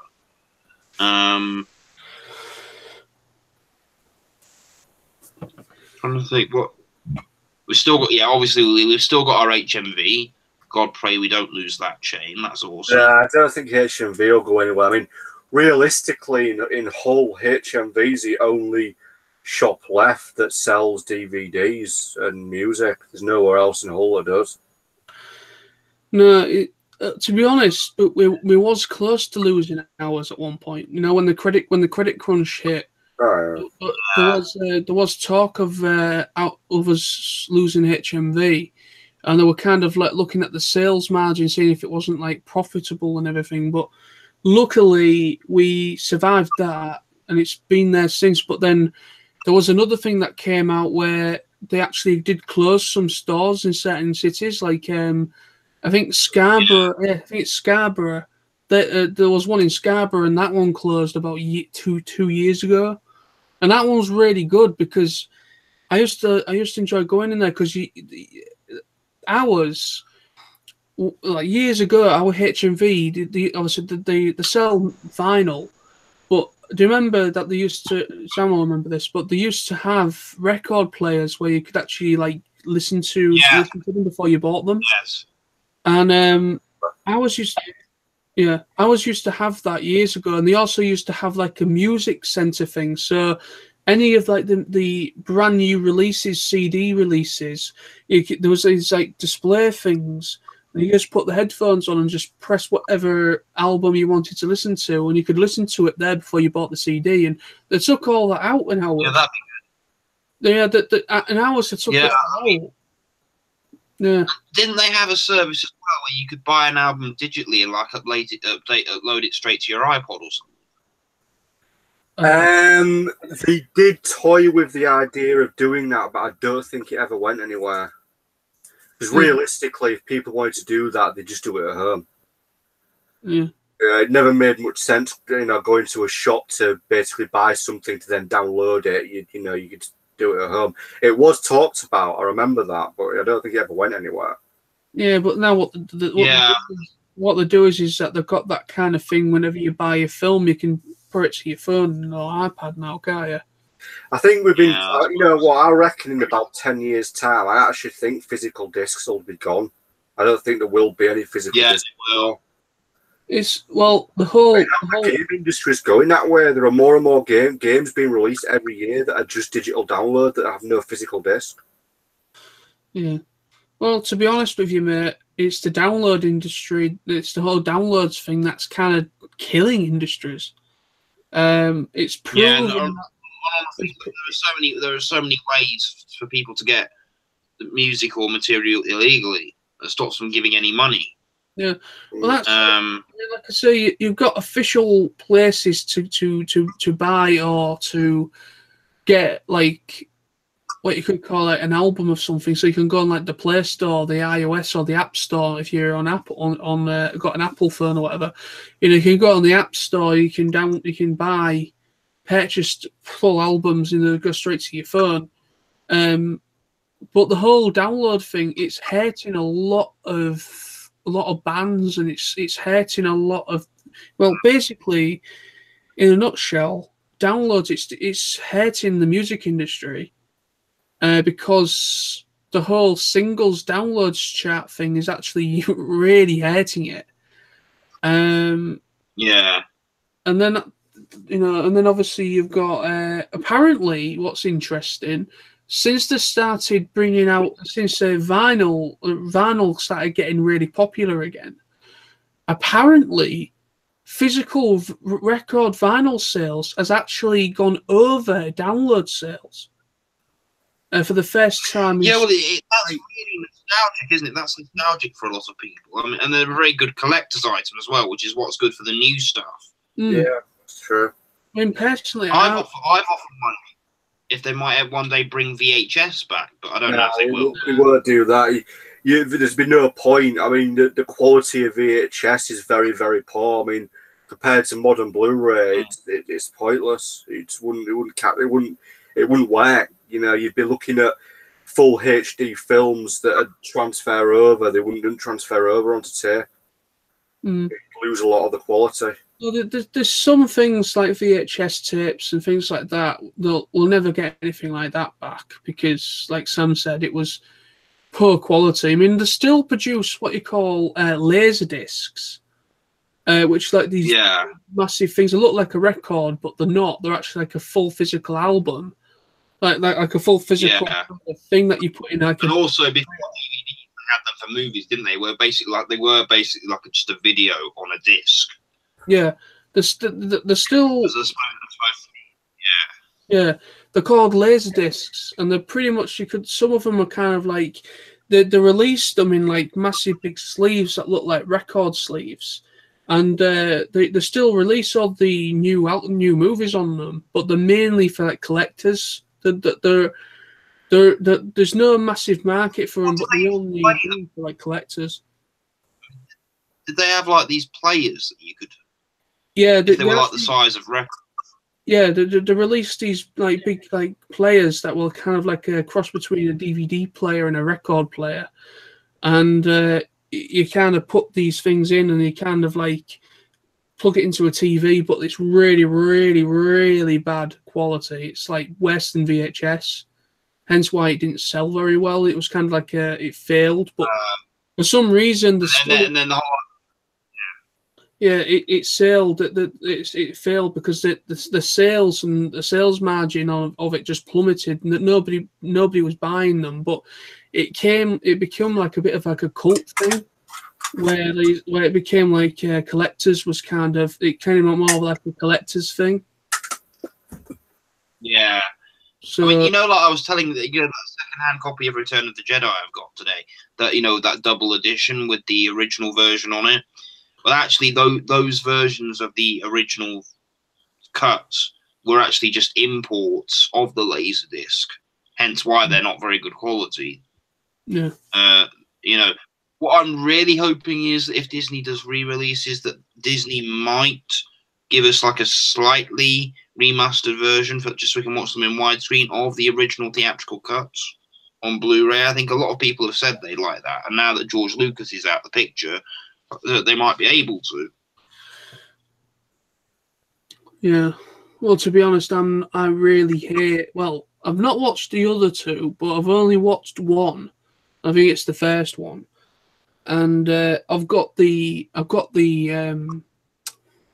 specials where they've got the original theatrical release plus the remastered release, and Yeah, I've got them. that's why. Yeah, and I remember putting in the remastered one, and I was just like, "What the hell? This is terrible!" And I couldn't watch it. I turned it off. I was just like, "Lucas, you just destroyed your films." I hated them. I was just like, I hate that you just really crappily superimpose these other flipping aliens in a scene that wasn't there originally, and you can tell they wasn't there. You can tell they're superimposed into the scene. It's just absolutely terrible. And like, what was you thinking, dude? You know, no wonder Disney bought it off you because you flipping stupid decision making. You know, it's kind of like I really hate I personally. I mean, I've only, like I said, I've only watched the first one, but I'm not going to watch those remastered ones again because it just takes away what made them special Also, in the first place. You get those DVD versions released in 2006 then with both discs, with the remastered and the original version on it. Yeah, well, I didn't buy them back in 2006, but I managed to purchase them off of, I think, Amazon a few couple. Well, I've had them a while, but I've not had them since 2006. But I managed to get them all. Yeah, I've got. I used to have all three of those because they didn't release them as a box set. You had to buy them individually. But since I moved from my mum's, I don't know if my mum, because I've got several copies of Star Wars. I think my mum might have borrowed them, took them into her room, and just not given me them back. So I've got to rebuy them. But it's not. I just want to be able to have copies of the original of the original untouched versions when I want. Yeah. Well, I've got. I mean, if I decide to watch the whole saga, say, which I might do when episode 9's out next year to lead up to it. Obviously, no, I would watch the Blu-rays, which means I'd be watching the most up-to-date versions of the special edition. So I'd be watching the prequels. I would probably watch Rogue One in between episode 3 and 4, and then I'd watch episode 7 and 8.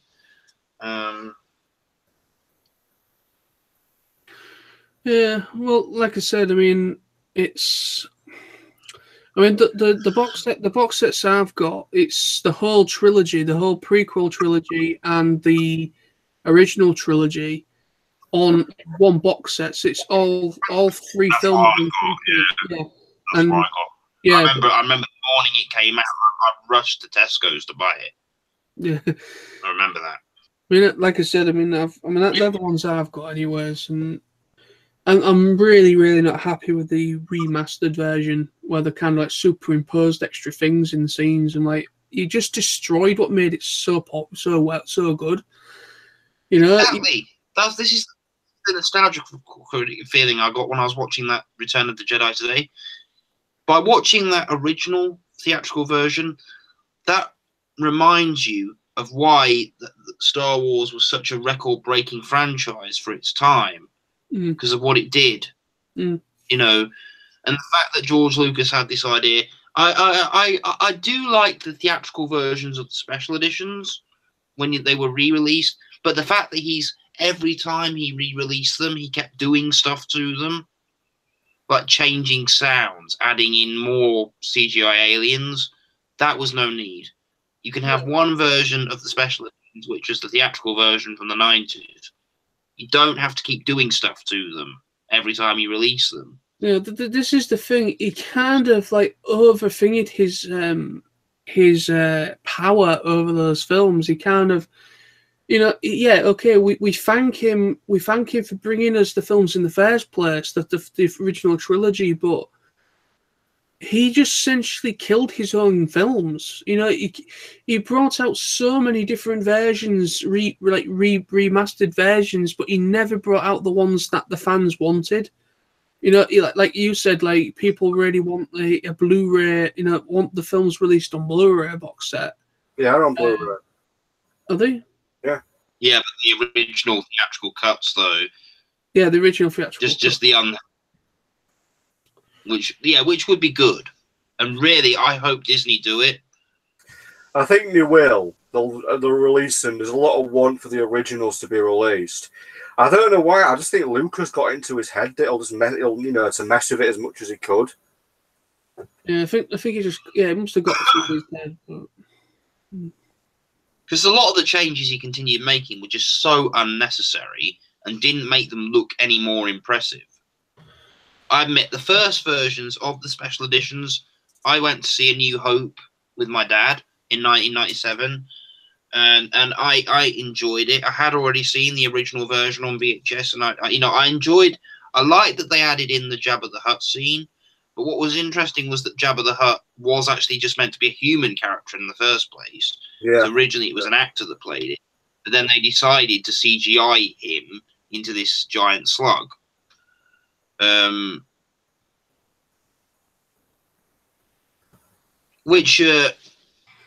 It was good to have Jabba the Hutt in the first film. It establishes more of the storyline with him and Han Solo about Han being in debt to him.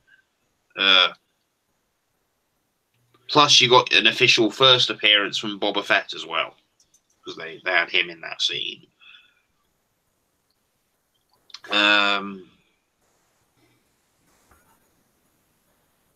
I liked how they edited the lightsaber fights, how they made the lightsabers more clear. But the strange thing is, if you look at the original versions, you can sometimes see the wire on the prop stick on Obi-Wan's lightsaber. Have you noticed that before? Yeah. Yeah, well, that was one of the few things that I think was worth updating, definitely. Obviously, the lightsaber effects. Most definitely worth updating. Yeah. But the one thing they did actually refilm for Return of the Jedi, they did actually refilm, and they brought an actress back. I think her name is Femi Taylor, who played Ula, the dancing girl. They actually brought her back and reshot the footage of her falling into the Rancor pit. Yeah. Will I say, I'm sorry, I messed up, okay?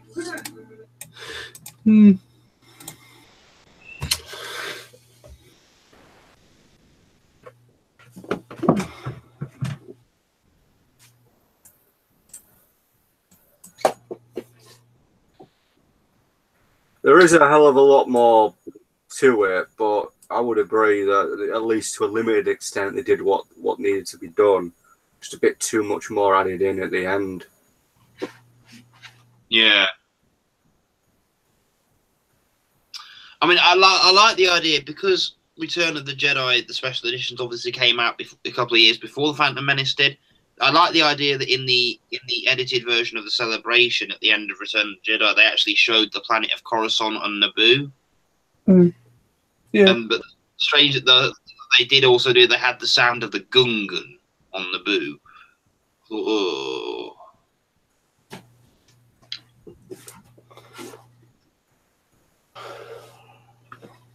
I don't think they really needed to do that whole Naboo thing. I don't think it was really needed.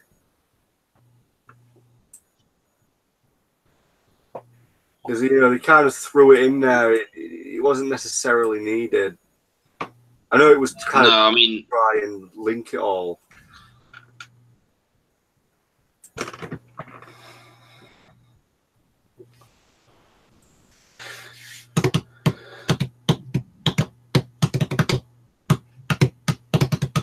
Yeah, I admit,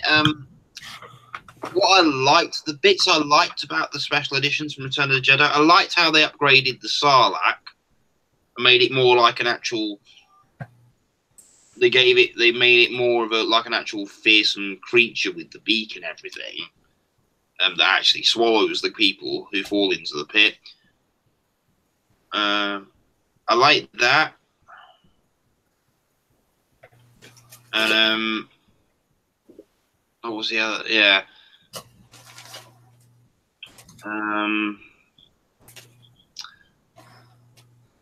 But in the extended the special edition of The Empire Strikes Back, they actually at the end, when Lord Darth Vader arrives on the Star Destroyer, they actually show a bit of the opening scene of Return of the Jedi.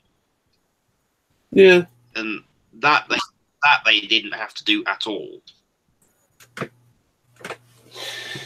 No, they didn't have to do a lot of stuff, to be honest.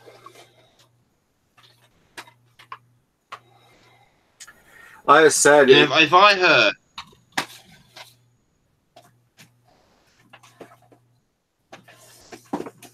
What's that, Sam? well, like I said, they do overdid it. I mean, I think the worst thing Lucas did was fill up the Mos Eisley scene with tons of CGI aliens. That just wasn't needed. Yeah. No. Because, like, he had one of those, what they call it, they're like the banters, like those sort of those big things that the sand stormtroopers ride on. Like the scene where C-3PO and R2 are outside, and originally, like, there was nothing there before it cuts to the canteen scene. In the special edition, there's this scene where you see, like, one of them growling, and then it cuts to the band playing in the canteen. Yeah, they didn't need it. There's a lot of stuff in it they didn't really need to input. No. I like the bits at the end battle, like how they remastered some of the scenes of them flying to the planet where they carry out the assault on the Death Star. That was well done. I liked how they did the CGI that was done on the X-wings. Was good. Yeah, that was nice.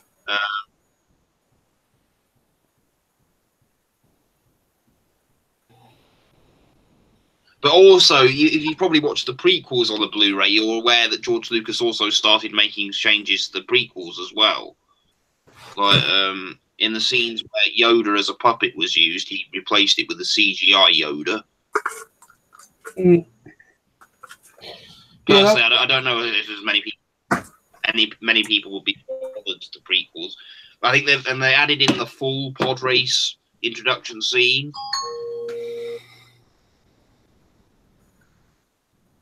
In the Phantom Menace. I mean, there were rumours, obviously it didn't happen, but there were rumours that there was going to be a pod racing scene in The Last Jedi. Obviously there wasn't, but it was just a rumour.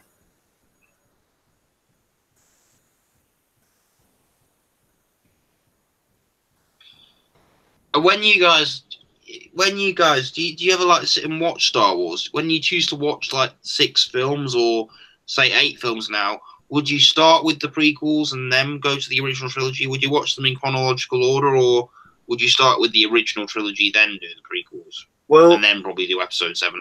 If you were to watch it all in complete order, you'd have to obviously start with episode 1, then episode 2, then technically after episode 2, you then would have to watch Star Wars Clone Wars, the series. Yeah. Then episode 3.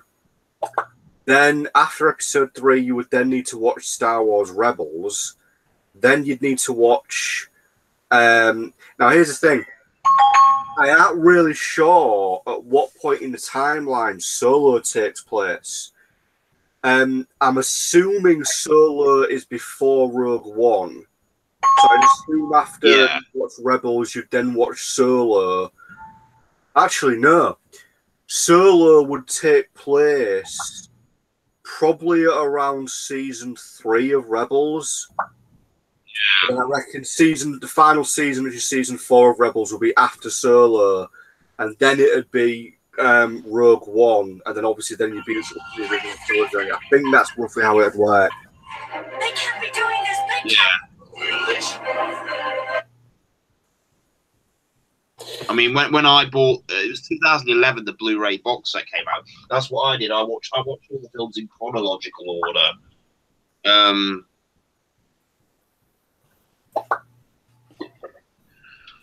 All right then, guys. I think I'm ready to call it a night. How about you? Yeah, if you want to. Up to you. All right. Well, yeah. I'm gonna go down and have one last smoke, and then I'm going to bed. I'm gonna go and get myself a nice cup of tea and I don't know. Probably might listen to some music and then may go to sleep. I don't know. Oh, I blame you two. You're very bad influences. I should be a good boy, and I should have been in bed at like 2 or 3 hours ago.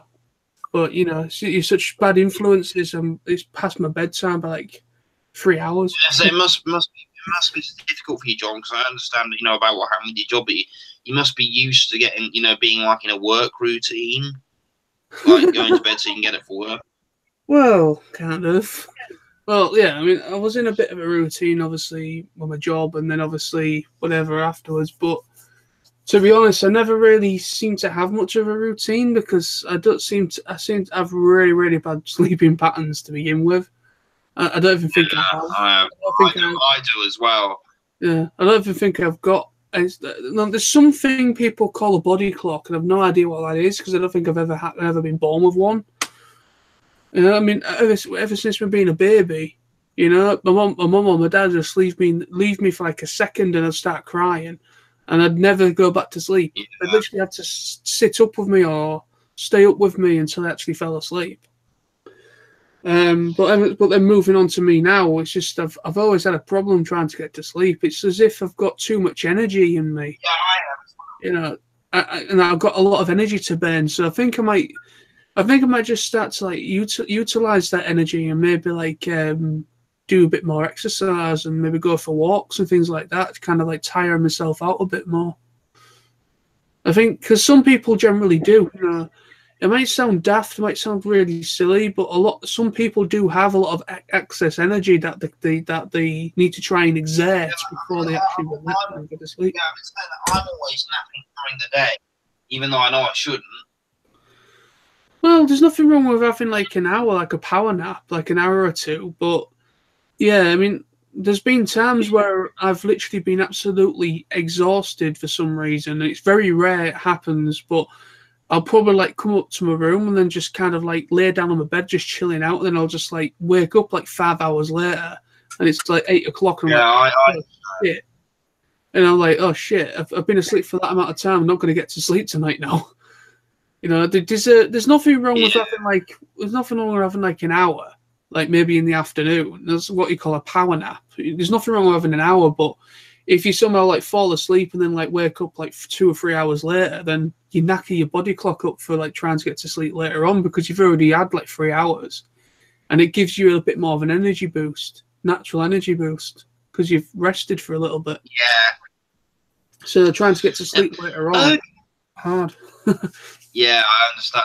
I know I go through it nearly every day. I mean, okay then, right. So we'd like to say I've had an awesome time tonight on this special Star Wars live stream. It was so we've gone off on some. Yeah, it was supposed. Yeah, I mean we've gone off on some tangents, but yeah, it went. I think we've done a. Yeah. It went from talking about Star Wars to job. It went from talking about Star Wars, talking about job searching, and talking about Transformers, then talking about whatever else. So we are very sorry to any elitists out there that have watched this stream, Star Wars elitists. But we don't really care about you guys. Anyway, so that's all. Yeah, well, otherwise, I just want to you're say. always awesome. I just want to say really quickly, in regards to Star Wars, anybody that has been watching as well or been live or going to watch once this is no longer live, just remember, if you like Star Wars, if you like the current new Disney stuff, if you like the original stuff, if you like any of it that's come out at all, if you're a fan of it as a whole, embrace that. Don't let anybody tell you otherwise, because there are some people out there in the fandom that are a complete utter arseholes. Don't listen to them. Just enjoy Star Wars for however you like to enjoy Star Wars. Star Wars is awesome. Let's keep it that way. Aye, indeed. All right, so yes, well said, guys. Absolutely well said. As I say, yes, we'd also just like to thank you for watching.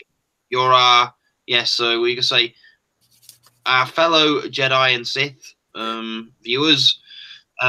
So to end this, I say thank you so much to my two guests, John and Sam. There was the possibility maybe of a couple more guests, but There was possibilities of a couple more guests joining us, but but it doesn't matter. We've all had a great time since. So, anyways, as I'm going to end this special stream that takes place at the present time in a galaxy not so far away. So, thanks all. So, thanks all for watching. You're all awesome once again. In a galaxy, it's not so far away. In my bedroom. Yeah.